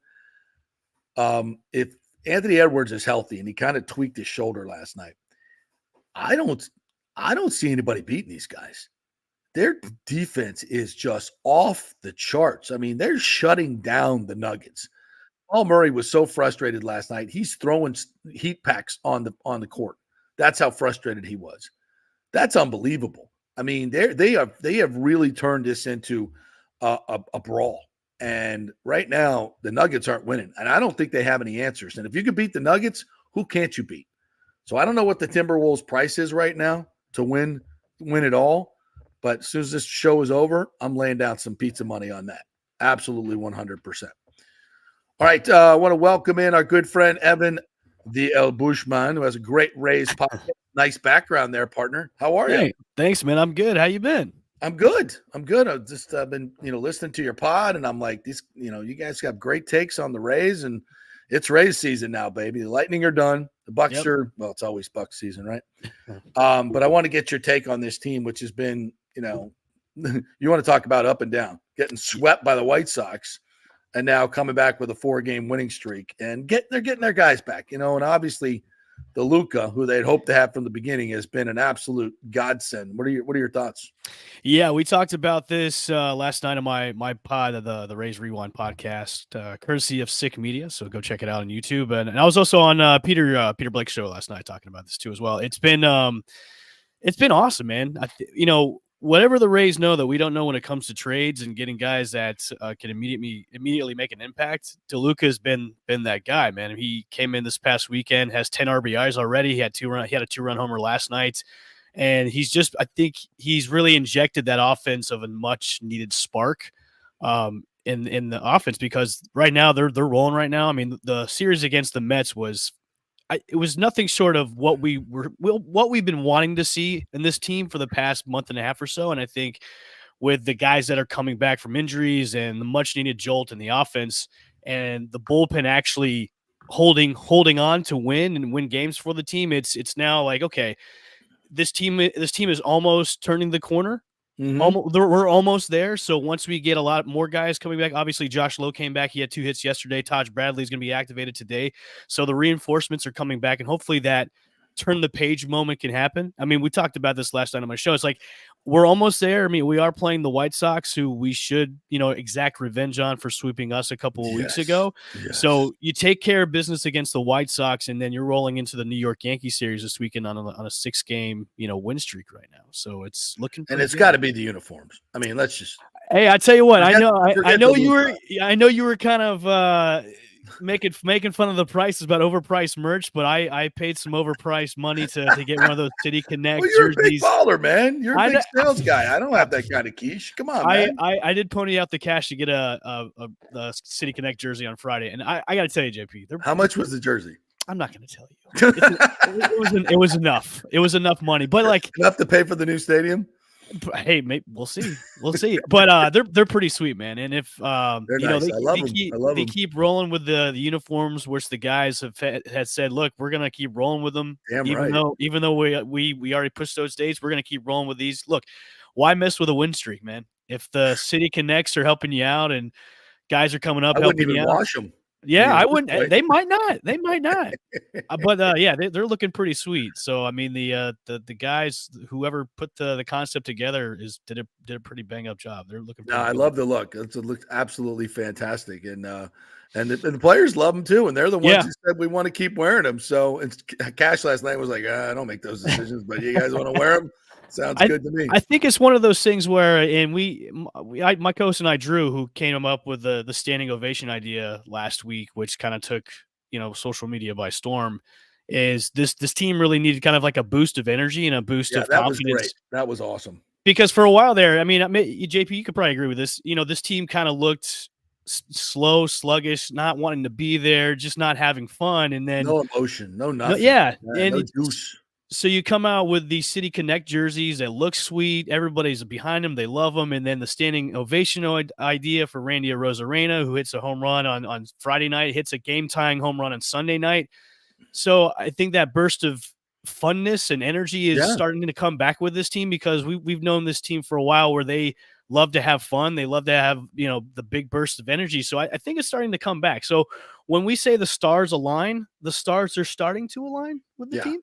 Well, and look, when you have guys in the lineup, and Randy's been the biggest issue here because of this. There was just no thickness to the lineup. You can pitch around Randy. He wasn't seeing good pitches, and he was starting to expand his zone, everything was just discombobulated, right? Right. And now you get the guys slotted in where DeLuca and Lowe and everybody slotted in where they should be. It's going to make a difference. That's just baseball. That's just baseball. And what the good thing about it too is the guys that, the big bats that we all know that should be hitting, like Yandy Diaz and Randy Arozarena, while they're struggling, the guys that you wouldn't expect have been contributing and helping out the offense too as well. We saw that with Caballero. We've seen that with Rosario. We've seen that with those guys that have come out of nowhere and really have helped out the team, especially on the base pass and helping out when it comes to getting those small hits and getting guys on base. So it's nice to know now that Yandy Diaz had a good series against the Mets too. He's starting to hit the ball too. So it's slowly coming along where you can kind of see a complete lineup with the guys. And now with more guys coming back, Kevin Cash has more pieces to move around. And we also talked about this for the rotation too, is now you've got guys, Taj Bradley's going to be back. And then later on this month, you're going to have Jeffrey Springs comes back. So that rotation is going to get more solidified and more and stronger too. And plus, you can put some of those guys maybe in the bullpen. Yeah, that's what I was just going to ask you. I was talking about this earlier. We've got arms, right? We've got arms coming back, but we've got to kind of slot them in there. And everybody loves Pete Fairbanks. Not in a specific suck kind of way, but an all-encompassing suck kind of way. Greatest quote ever. We love Pete, but you can't count on a guy who's got nerve issues with his fingers. Not if he comes back and he come back straight, great, fantastic. But at this point, I think we got to start developing some other options, not just, as the closer. And of course, we don't do the closer, but you got to have the guy for the high leverage position. Who's that guy going to be? And we got some arms here that could be good in the bullpen that are kind of slated in for starters. So what do you do? Yeah, and it's a good problem to have too as well. When you got good arms. When you got good arms and good arms coming back, it's how creative can we get? Because hey, maybe you put Taj Bradley to eat up a lot of innings. Put him in for a 7-8 role. It's really be creative of what they do, and especially with with those guys coming back, and then I think Madden has kind of starting to pick it up a little bit, and also Jason Adams too, who looks kind of shaky sometimes, but with the guys coming back, now you can get creative about, okay, how are we going to do these matchups in the later innings if our guys are going to go 6-7? So how is this going to be? And I think with other teams compared to us, especially in the East, it's a good problem to have because now the matchups are there. Now you can do that analytics portion of the game where, hey, this pitcher matches up better than this pitcher against these hitters. So I'm looking forward to it. I think now is the time where Rays fans should get excited, because now we're getting into the dog days of summer where it's where teams will start to show you their true colors and start to pull away from the others. And, right before the All-Star break, this is where the teams, do start to get hurt, do start to have injuries in their big players. And what's good about it too is we're at a time where, and I spoke about this before, I'd rather have a team like the Rays catch fire later on in the season than have it earlier in the season. We saw this last year. Right. You saw that with the first couple months of the season. Oh, they're the best team in baseball. They're 13-0. They also had one of the weakest opening schedules in the whole league, being 13-0. And then we saw how the end product was. So look, I'd rather have them catch fire after the All-Star break and get going when guys are even more reinforcements are coming back. So it's a good time to get started to get hyped up about this team again, because it's starting to be fun. They're starting to play fun baseball. It's fun in the Trop. Like, look, when I went on Friday, I sat in Randy Land. It was electric. The starting free beer. I got my free beer. It was I was like, man, Randy Rose he's gonna buy me a drink. Is it the cheap tonight. stuff, or do you get the IPA? I got the Budweiser. I stuck with the Budweiser. I brought my daughter with me, so I only had to drink one. So I had to be responsible. Be and drive home. responsible. No IPAs. No No high. IPA. No, I wasn't taking Ubers that night, so I couldn't drink the IPAs. So, but yeah, it's. I think now with what the team's doing, it's exciting. It's starting to be fun again in Tampa. So yeah, the Rays are starting to be that team where we all thought they were going to be early on the season. Evan L. Bushman joining us here, Rays Rewind podcast. Check that out. Now, what do you do with Jose Siri? I kick him out the door. Yeah, and I'm over it. Bye-bye. I'm right there with you. With the emergence of Johnny DeLuca and the way they can get creative again in the outfield, Siri's become kind of that fifth man in the outfield, and it's kind of to the point where look. You're kind of being a liability right now. I mean, you're having too many errors in the outfield. You're not hit. All you're doing is striking out. You can, if he was hitting bombs like he was a couple of years ago, you can forgive the batting average, but he's not even doing that. And it just looks like he's just kind of checked out. And if it were me, I said this last night on the sports web, I wouldn't be surprised if you see a DFA maybe in the next couple of weeks with him, because it's just that outfield's become so crowded, and you've got guys that are producing and playing good defense. It's like he's the odd man out. And look, that's the business of the game. If you got guys that are playing better than you are, and you're not producing, and you're not showing up and showing out, it may be time for you to go somewhere else where maybe you can contribute somewhere else and be an impact player. But I think right now is the time where the Rays have to make a decision of, are they going to DFA him, or maybe wait a couple more weeks where he can pick it up and we can maybe make a trade, maybe for cash or maybe a prospect. But I think, I agree with you. I think it's about time we move on from Jose Siri. Okay. Here's the question. I know you have great history with this team, so you're a person to ask. Who's had a better porn stash in the history of the Rays than Johnny DeLuca? And you got to throw in the name, because not only does he have the stash, he sounds like a porn star. He's got a porn star stash with a porn star name. Johnny DeLuca. I can't think of anybody else besides DeLuca who's got Fairbanks has got a nice, Yeah, but DeLuca's is fuller. He's got a fuller mustache than Pete's Fairbanks. he's got more of a kind of a lighthearted face, where DeLuca's he kind of looks like that Jersey guy that he could be the pizza delivery guy coming over into your house or fixing the washing machine for your wife. Yeah. You're even writing the plot now. Very nice. Very nice. Yeah. No, I'm trying to think of another one. I'm like, who? I can't think of anybody else that's had a sweet stash like that one. That's maybe good. Johnny Damon always was rocking the beard, so it wasn't Johnny Damon. I can't think of anybody else that had a good stash. Guys out there, I know you Rays fans out there will let us know, but that's good. And the dude's whole vibe is like, I love it. Yeah, and what's great about it too is, going back to Siri, he's faster on the base path than Siri. He can, which is amazing. So expect a lot of stolen bases from him, and expect him to leg out some doubles and triples, because once he gets on base, he's quick, man. All right, so I want to give you the platform here, because you and I may not see eye to eye on the whole new stadium thing. Where mine is like, let's don't make the same mistakes they made. And I want a stadium worse than anybody. I've been doing this for way too long, talking about a freaking stadium. But I don't want this one. I don't want this deal. I don't want to make the same mistake in the same place. I still believe, and I know there's a deal to be done in Tampa where it should be, and I think you would even agree with that. I think if I don't want to misspeak here, but you're kind of look, let's just get this done. Yeah. If we got an opportunity, let's just get it done. And I knew in the back of my mind, JP, but I'm like, and I knew in the back of my mind, JP, you were going to bring up the stadium stuff. Of course. Well, I want to get all different voices on here. I'm not afraid to do that. I have gotten to the point where I've actually stopped reading stuff about the stadium and what's going on, because to me it's just like, look, I'm over it, man. Like, just get it done. Like, if it's in St. Pete, that great. If it's in Tampa, great. It's on the moon. Fine. It's just like, dude, I'm more happy paying attention to the actual team playing baseball than trying to figure out what our politicians and what Stu's going to do with the money and all this stuff about where's it going to be? Is it actually going to get done? The taxes, it's like, I'm over it. It's like a broken record that we've heard 1,000 times about this stadium and the stadium issues of where it's going to be, how much it's going to cost. It's like, I'm more focused. I'm more focused on the team. I'm done with it. So call me when you're breaking ground and you're actually going to build a stadium. Call me, because it's like, I'm over it, man. I'm gonna pay attention to the team that excites me more than figuring out. We're going to try to do both here. We're going to try to do both because I just feel like I want the team here for a long time, and I think if we do this, it's going to be. I think you'll build it, and within 10 years they'll be gone. Because there'll be the same stupid stuff.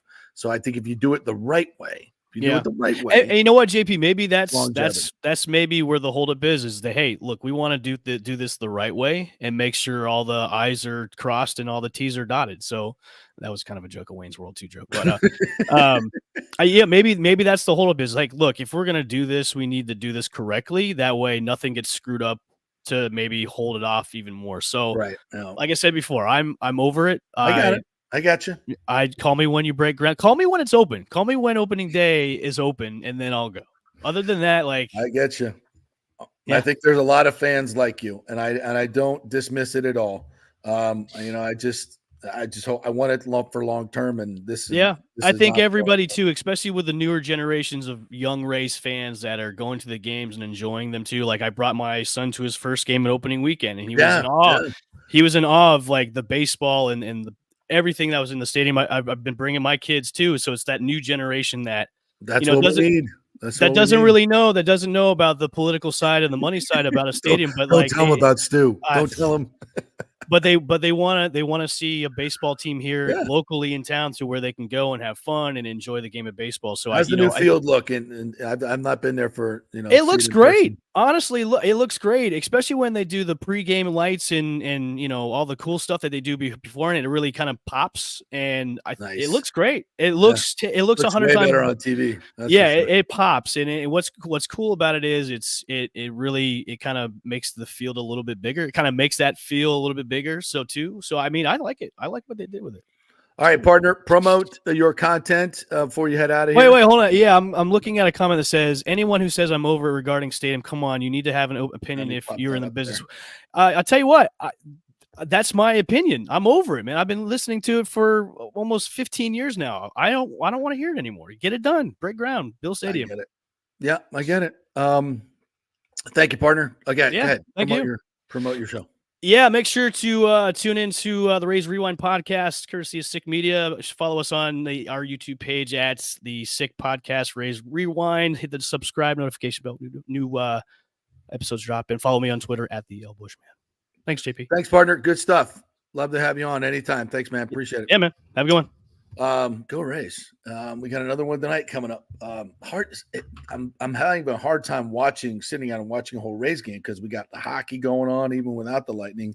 Watching Bruins and Panthers last night, and I saw my man Greg Wolf said, we got to root for the Bruins because of Pat Maroon. And I'm like, do we have to?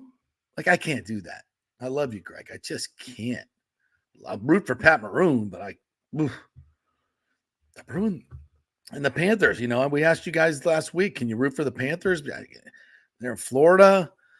I can kind of do that, for Hagee, but it's hard. I might just have to go out west. I don't know, but I just love watching the hockey last night. And Boston put it to them pretty good. I was surprised by that. I was really surprised by that. I thought the Panthers would destroy Boston. Of course, it's a long series, so we'll see where it goes from here, but very, very interesting. But we got, again, tonight, we got Rays. We got the whole thing. In fact, I'll run it all down for you, tonight's offerings when we come back. So we'll take a quick break. Do we have any other? I'll get to the comments as well. So quick break. We're brought to you by the great folks at Hydrate Heroes. Go to hydrateheroes.com. Try hydrateheroes.com. Really appreciate it if you guys do that. Get your free sample. They'll send it to you, and you'll see what I've been raving about. It's such good stuff, and it keeps you hydrated. It's helped me with my joint pain, a lot of different things. So check it out at tryhydrateheroes.com. You could try all the flavors. Quick 3-minute break. Back in 3. JP here for my friends at your local Synovus Bank, and I do mean friends, and I do mean local. One of the local managers in Tampa is John Acosta. Big fan of the show, and I've known him for over 40 years. He's been in local banking since 1983. You talk about developing relationships. You don't stick around for that long unless you're doing things the right way and have a great reputation. And that's the focus company-wide at Synovus. Big enough to handle any complex international transaction, but small enough to answer the phone when you have an urgent question about your business or personal account. And for personal accounts, they have a very easy app that works great. You can do everything online. And for large or small businesses, you will get that personal touch and services to help build your business, taking your dreams and aspirations from the whiteboard to reality. We can make that happen. Let us show you how. For a get acquainted meeting to open a business or personal account, just call John or go to synovus.com to find out where your local branch is. All right, this is for all you guys who don't want to go to the gym and do 5,000 crunches. At Bay Area Modern Medical Center, you can get on the new True Body machine where you can reduce fat and tone up your muscle. It's like doing 54,000 crunches in just 15 minutes. Define your body as you see fit. True Body offers personalized muscle stimulation that delivers the equivalent of those 54,000 crunches in just 15 minutes. Just get in touch with them at Bay Area Modern Medical Center, BAMMC.com. Chris Lugo and the team over there will set you up on True Body and get amazing results. Non-invasive with comfortable and little to no pain and zero downtime. You can isolate and target those areas that you want to improve and treat multiple areas simultaneously. It's an amazing machine, so check it out at Bay Area Modern Medical Center, BAMMC.com. Are you looking to be more productive and healthier? Do you know chronic dehydration affects your overall health and well-being? 75% of the U.S. population suffers from dehydration, and many of us don't even know it. That was me before I was introduced to Hydrate Heroes. 8 times the benefits with hydration. A beverage with benefits more than just hydration. That's right, 8 times the benefits with hydration. Hydrate Heroes provides a refreshing, great-tasting beverage powder to mix with water, providing elderberry, zinc, vitamin D, electrolytes, amla fruit, which provides a great source of vitamin C, along with a proprietary mushroom blend that has shown to help increase endurance and energy at the cellular level. Hydrate Heroes is so confident you're going to love the taste and the results. They are offering our listeners a special offer, a free 3-pack sample, no credit card needed. Just go to the jppetersonshow.com, the jppetersonshow.com, and click on Hydrate Heroes logo. Hydrate for health today with Hydrate Heroes. With over 34 years of producing small and large events, Extravaganza Productions is truly a Tampa treasure when it comes to creating some of the very best events in Tampa and all across the United States. I've worked with them at the Florida Sports Hall of Fame inductions, the Warrior Games, which was an Olympic-sized event spread across all of Tampa Bay. They are the very best, from small meetings to exceptionally large corporate conferences to galas, fundraisers, sporting events, grand openings, whatever you want. Team EPI has an extremely talented staff of designers and show producers that develop extraordinary events fueled by the visions of their clients. You can reach them at their Tampa headquarters at 813-621-4700 or go to extravaganzaproductions.com. Let's go. Right now, back to the show on FanStream Sports. All right, welcome back to the J.P. Peterson Show, brought to you by the great folks at the Golden Diamond Source. Sorry, having a little snack here. Washing it down with a little Hydrate Heroes. Got to keep the energy level up. Golden Diamond Source, don't forget to head on in. And you could, between now and May 9th, you could win a spa experience if you go in there. Just sign on up, and they'll be giving that away. And don't forget, Mother's Day shopping, folks. Go into the Golden Diamond Source, the greatest selection. Get something shiny for them, and their customer service is second to none. So you got to go out shopping. Let's try to keep that money local, keep it in our local economy, and help out all the great causes that they do. The Hands Across the Bay charity is having an event coming up pretty soon. So go to their website and check that out. And then they help out abused mothers of domestic violence. They've done a great job with that. So many great things that they do there at the Golden Diamond Source with their charity. So head on over there and spend your Mother's Day money there and tell them JP sent you. Really appreciate that. All right, got more great playoffs coming up tonight. We got Cleveland and Boston going at it in game one there. It's going to be interesting to see who comes out of the East. And I said it. I'm going to stick to it the rest of the way after what I've seen from the Timberwolves and what they're doing, what they did to the Nuggets in the first two games. I don't think Denver has any. I don't think they have an answer. And Jamal Murray likely going to get suspended. And so they're down 0-2. They've lost 2 games at home, and their clutch player, second leading scorer, Jamal Murray, may not play in one of these games. But we'll see Cleveland and Boston get it going tonight in their series. I mean, Boston has to be the heavy favorite. The Knicks are playing some really, really good ball. They really are. I mean, they got some help from the refs last night, but this NBA playoffs is kind of drawing me in. I don't know about you guys. I know you've been out for a while in the NBA, but it's kind of drawing me in. What do you think? Also tonight we got let me see, we got Dallas, I believe. Yeah, the Mavs and the Thunder. The Thunder are playing some really good basketball too. These new young teams, man. I'm telling you, the old superstars. Let's put three of them together with Durant and the crew out in Phoenix and New Jersey and all. These young players are like, nah, we're emerging. I mean, Anthony Edwards. I mean, he just took over the game last night. He may be the best player in these playoffs right now. Not named Jalen Brunson. Brunson, another great young player, taking over. I mean, I think the days of LeBron and Durant and Steph, I think they're exiting. They may be role players and other teams to come up, but I see this. I see a young Magic team that is ascending. Came close to winning their first series, probably blow an 18-point lead in Game 7. Wow. But that's a young team that's emerging with a superstar in Paolo Banchero and get his shot anytime. The Timberwolves are, Anthony Edwards and Karl Anthony Towns, that whole crew. They're so deep and ridiculous defense. They're emerging. The Thunder are emerging as well. So I think there's a changing of the guard in the NBA, and I'm here for it. Also tonight we got Carolina and the Rangers. Rangers win Game 1, so Game 2 tonight, 7:00. I thought Carolina would win this series, and I think this one's going to go 7. So we'll see if Carolina can bounce back in Game 2. And Colorado and Dallas get it going. And once again, the two teams before the Lightning won the Cup and the two teams after them have not even gotten out of the first round. Again, underscoring what an incredible job the Lightning have done staying competitive for this long, and their window is still open. By the way, the Hart Trophy finalists were announced. No surprises here. McDavid, McKinnon, and Kucherov. And this was voted on before the playoffs, so Kucherov's subpar playoffs will not be part of this. But again, Kucherov, when you look into the numbers, analyze the numbers, he's the winner. Will he win it by a vote of the press? We'll see. There's always going to be that anti-Tampa Bay bias. And these other two guys are more superstars. Of course, Kucherov pisses people off. He pisses people off. He pisses the people off in Toronto that vote for this stuff. So that's completely unfair. Completely unfair. And we'll see if they do what they should do or if they succumb to their personal bias. We shall see.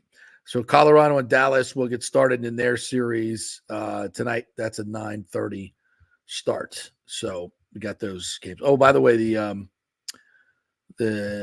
Penske team has suspended 4, including their team president, Tim Cindric, who oversees all of Team Penske's operation and is the strategist for the Indy 500 defending winner, Josef Newgarden, and obviously the Grand Prix, St. Pete Grand Prix winner. They were suspended. That whole thing has gone down now, and it has to do with software violations. I mean, I'll just be honest with you. I don't know much about this stuff, but evidently in the racing world, this is a pretty damn big deal. And Penske has moved quite decisively and suspended 4 of their folks. So very interesting goings on in IndyCar racing. And by the way, the F1, I got to share this with you as well. Before we hit the breakout real quick. This was at the F1. If you wanted to order a couple of bites from your for your menu, so this is what you get. If you wanted a Maine lobster roll, it's going to run you $280. Yellowfin tuna poke, it's only $170. For the chilled prawns, $290. How about a little fruit refresher for you? Which is pure pineapple, watermelon, all kinds of yummy fruits. This sets you back $190. And if you want to add an ounce of caviar to any item, $400. me see. I think we had some of the spirits in here too. If I might be able to find this one as well. Yeah, good stuff. So if you went to the F1 race, God bless you. You lost your shirt in a lot of different ways. But I won money on Lando. All right, we'll take our final really quick break here, and then coming back on the other side, Chris Lugo will join us. If you have any questions for your summer workouts, nutrition, any health questions at all, put them in the comments, and we'll be back with Chris Lugo, Bay Area Modern Medical Center, right after this. Everyone knows Italiano Insurance is your go-to for home insurance, but they also have an amazing team that focuses on business insurance. Yes, your business is most likely your biggest asset, so make sure you have the right coverage at the most competitive price. And if you started a side hustle recently, don't forget you need business insurance, because if you get sued in this over-litigious society we live in, you could lose all your personal wealth. So get that business insurance. And for the best customer service, always choose Italiano. My representative, Charity, is amazing. I called her late on a Friday because my insurance was going to lapse. She stayed late until the job was done. You just don't find that anymore. Give them a call, 813-877-7799. That's 813-877-7799. Italiano Insurance. It's Diamond Days at the Gold and Diamond Source, because April's birthstone is diamonds. As they take center stage, get up to 20% off all diamond jewelry. And our first-time buyers program will help you get educated about the 4 C's and all the different shapes and styles. And remember, you only want natural diamonds, folks. It takes billions of years to form a natural diamond. You don't want something that was made in a factory just a couple of weeks ago. And remember, your Gold and Diamond Source diamond never loses its value. You can always trade up at the Gold and Diamond Source for a bigger, better one. And they will spend the time to educate you about your diamonds and how to take care of them. And of course, consider the Gold and Diamond Source to maintain and insure your jewelry. They can professionally clean it, check the settings, and make any necessary repairs to keep your jewelry in top condition. It's the 40th anniversary of the Gold and Diamond Source, 3800 Overton Road, always online at thegoldendiamondsource.com. JP here for the Jeeves Law Group, Jeeves. Call for a free case evaluation, 888-9-JEEVES. That's 888-9-JEEVES. We're local, we're trusted. The law firm brings over 80 years of combined legal experience focusing on clients in Tampa Bay, the state of Florida, and national class action cases. If you're injured, get that free case evaluation, no cost to you. The Jeeves Law Group's focus is on auto, truck, and motorcycle accidents, as well as class action and consumer protection law. Scott Jeeves is a board-certified civil trial lawyer and a certified circuit court mediator practicing in the Tampa Bay area for over 30 years. You hear him on the show all the time. Great guy, big Gator fan, and great for the community. The Jeeves Law Group is a highly skilled team with years of experience that will apply their skills, expertise, and knowledge to assist individuals who have been in an accident with compensation for damages, lost wages, medical expenses, pain and suffering, and property damage. Get that free case evaluation, 888-9-JEEVES. That's 888-9-JEEVES. Let's go. Right now, back to the show on FanStream Sports. All right, welcome back to the JP Peterson Show on this Testosterone Tuesday. So we got to welcome in the man who supplies my testosterone, my drug dealer, the great Chris Lugo. Can I call you that? Can I call you? I mean, you do get me my testosterone. They're not really considered drugs, though. Your dealer, but okay. Whatever makes you feel warm and fuzzy. I'm here for you. How are you, partner? I'm well. It's soft week, so if you're in the Tampa area, head downtown, right. See the Invasion tomorrow. I think it's at noon tomorrow. Is it? If you want to go see some soft work, it'll be a good time. Well, explain to people what soft means. Oh, special operations. So yeah, that's where you're going to get probably some SEAL teams, some special forces guys come in. They do a little invasion around noon where they come in. Last year we had, I think it was a SEAL team that came in last year, and they came on some little birds. Where the guys like to hang out with the helicopters with some 50 cals. Boats came up. So Nice. it's pretty cool to see the artillery that we have. So if you're in the Tampa area, head downtown tomorrow. Yeah, and if you're in the downtown Tampa area, do not call 911. Don't call 911. It's gonna get loud. So bring some ear pro, as we would say. I think that happens every year too. Like people get on, something's going on downtown. The invasion is here. We told you it was happening. Here it comes. Well, they usually have a couple big 60s come in, some Blackhawks come in, have some guys that descend down, hit the conference center, some little birds come in, which are always cool. Yeah. Yeah. Well, you're kind of used to this stuff. When I see it, I just marvel at the precision and what our special ops are capable of doing.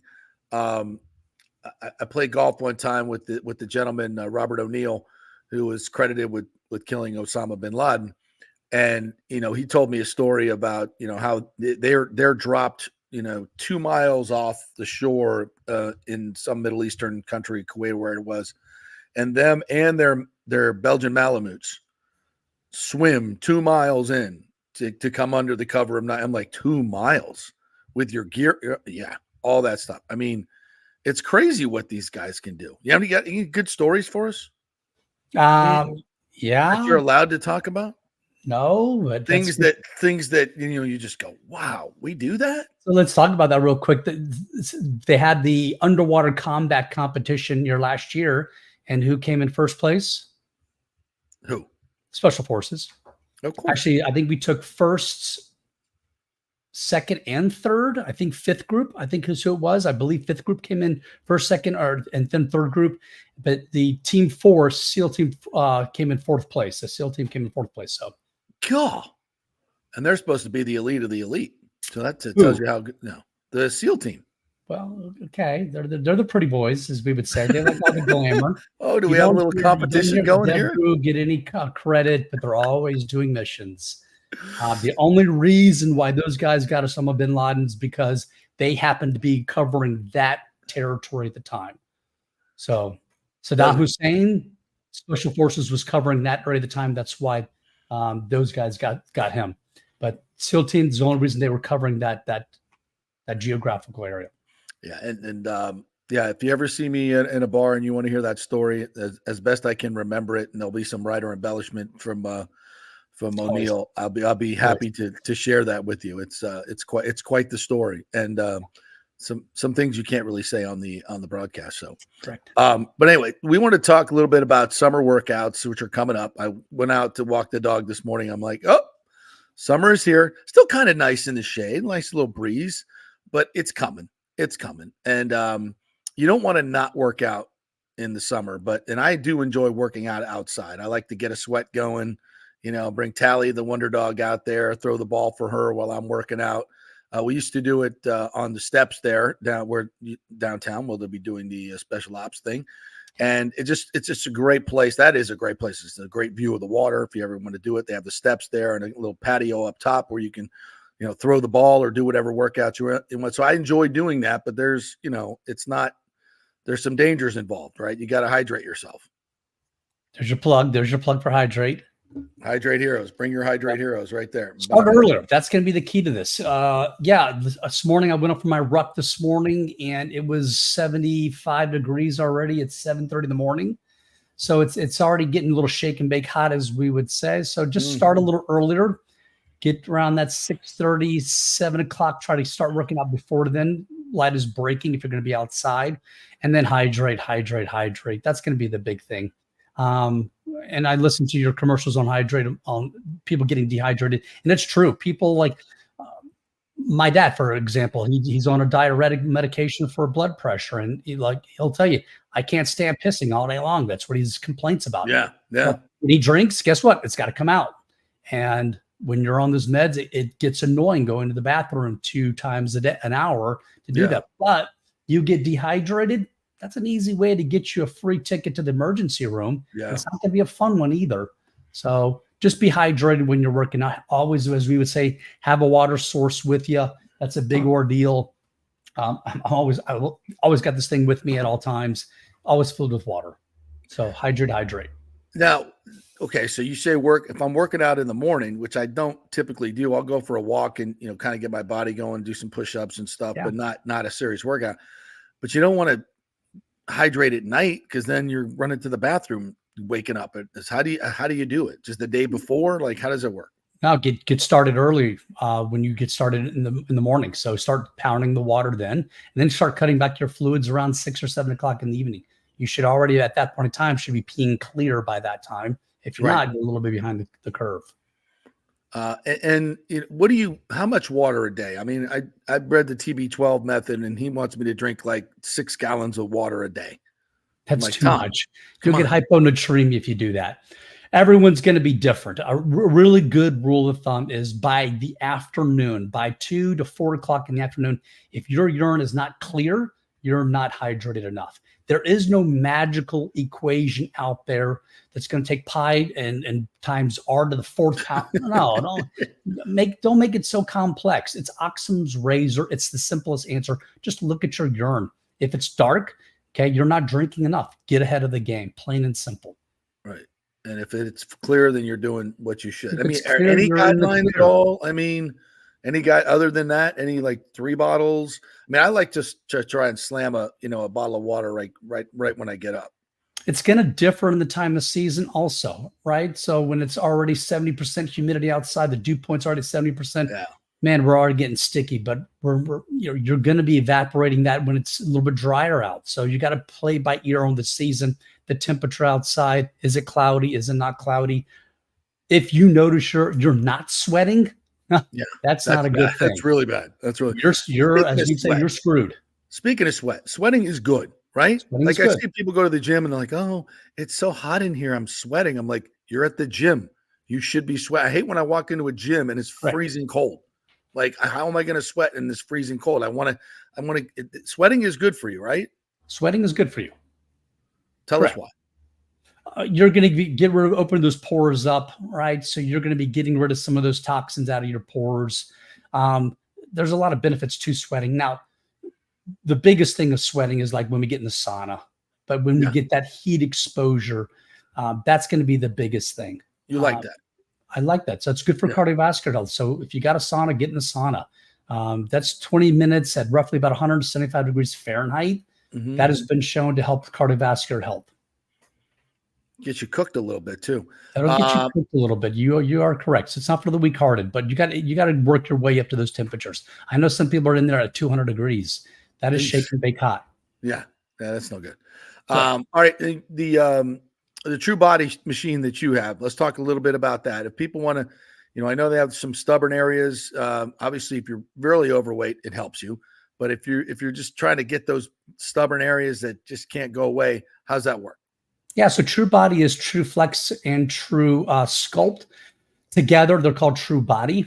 They are for specific people. I had a lady come in here who probably was at least 30 pounds overweight, 40 pounds overweight. I mean, she had like a good cup of fat I could grab on her. I'm like, this machine is not for you. It's for somebody, hey, look, I've dropped that weight. I've got that stubborn fat, as you just worded. This will not go away no matter what I'm doing. That's the areas that it's targeted.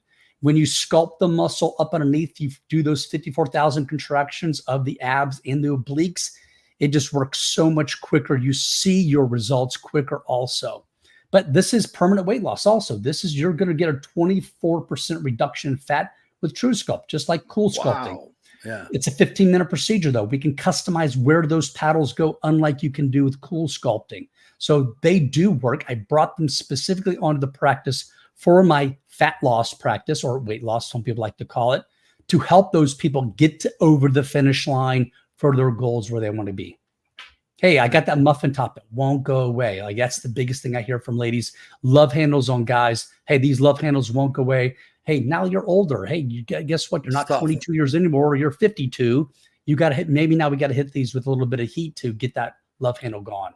Yeah, love it. And of course, Bay Area Modern Medical Center, BAMMC.com is the place to go to get that done. Appreciate you, partner. Thank you. Thanks, and JP. Head on out to downtown noon tomorrow. Should be fun. Noon tomorrow. All right. I love that. Yeah, it's fun to watch. Thanks, partner. Appreciate it. Talk to you guys later. Bye-bye. Right. The great Chris Lugo, Bay Area Modern Medical Center, BAMMC.com. Scott Reynolds, Nick Geddes. Many of my other friends are very, very happy customers. So get your weight loss going on and get healthy. I've said this many, many times, since I've been with Chris, I just I don't get sick. Everybody else around me kind of gets sick, but with the supplements that I'm taking, vitamin D, vitamin E, all the stuff that we talk about all the time, and getting more sleep is something that I've really paid attention to, that he talks about a lot. And these are things that your regular doctors don't even ask you about, but they're important. So make sure you get that, and pay attention to those things. And again, he'll spend an hour and a half with you with your initial consultation, which is something that I'm sure you're not getting from your other doctors. All right. Really appreciate you guys jumping in today. Thomas Casper reminds us, brunch for two in any 5-star Miami to West Palm is now $500, including tip and tax. It's been, what's even more crazy is like going into a Ford's garage with two kids getting burgers and shakes, and the bill comes, and with tip, it's $100. I mean, burgers and shakes and fries. It's insane what's going on right now, but you can change that at some point. James says, will someone like your guest at the council meeting to present that side of the numbers to the city council like yesterday's guest? Yes, there will be. And I'm hoping to be there as well to get my say. So we're hoping to make a good show there. And again, we want baseball long-term here. This is why this deal is no good. And we're going to I think we'll do some more on it tomorrow. The guest yesterday talked a little bit about there's a former administrator in the city of St. Pete that has some very pointed comments on this one. And his main comment was the Rays have got to be more reasonable in their demands. And that's always been the biggest problem. So we'll see where that goes. All right. Thank you guys so much for listening. We will be back with more fun and frivolity and some guests. The Tampa Sports Club is having their Hall of Fame June 5th. Don't forget to get your tickets for that at Higgins Hall. Just Google the Sports Club of Tampa Bay. I'll be emceeing that. We're going to get some of those Hall of Famers that are going in, like Bruce Arians and Titus O'Neil, to join us here on the program in the coming weeks. Have a great day, everybody. We will see you tomorrow at 10 o'clock. See you then.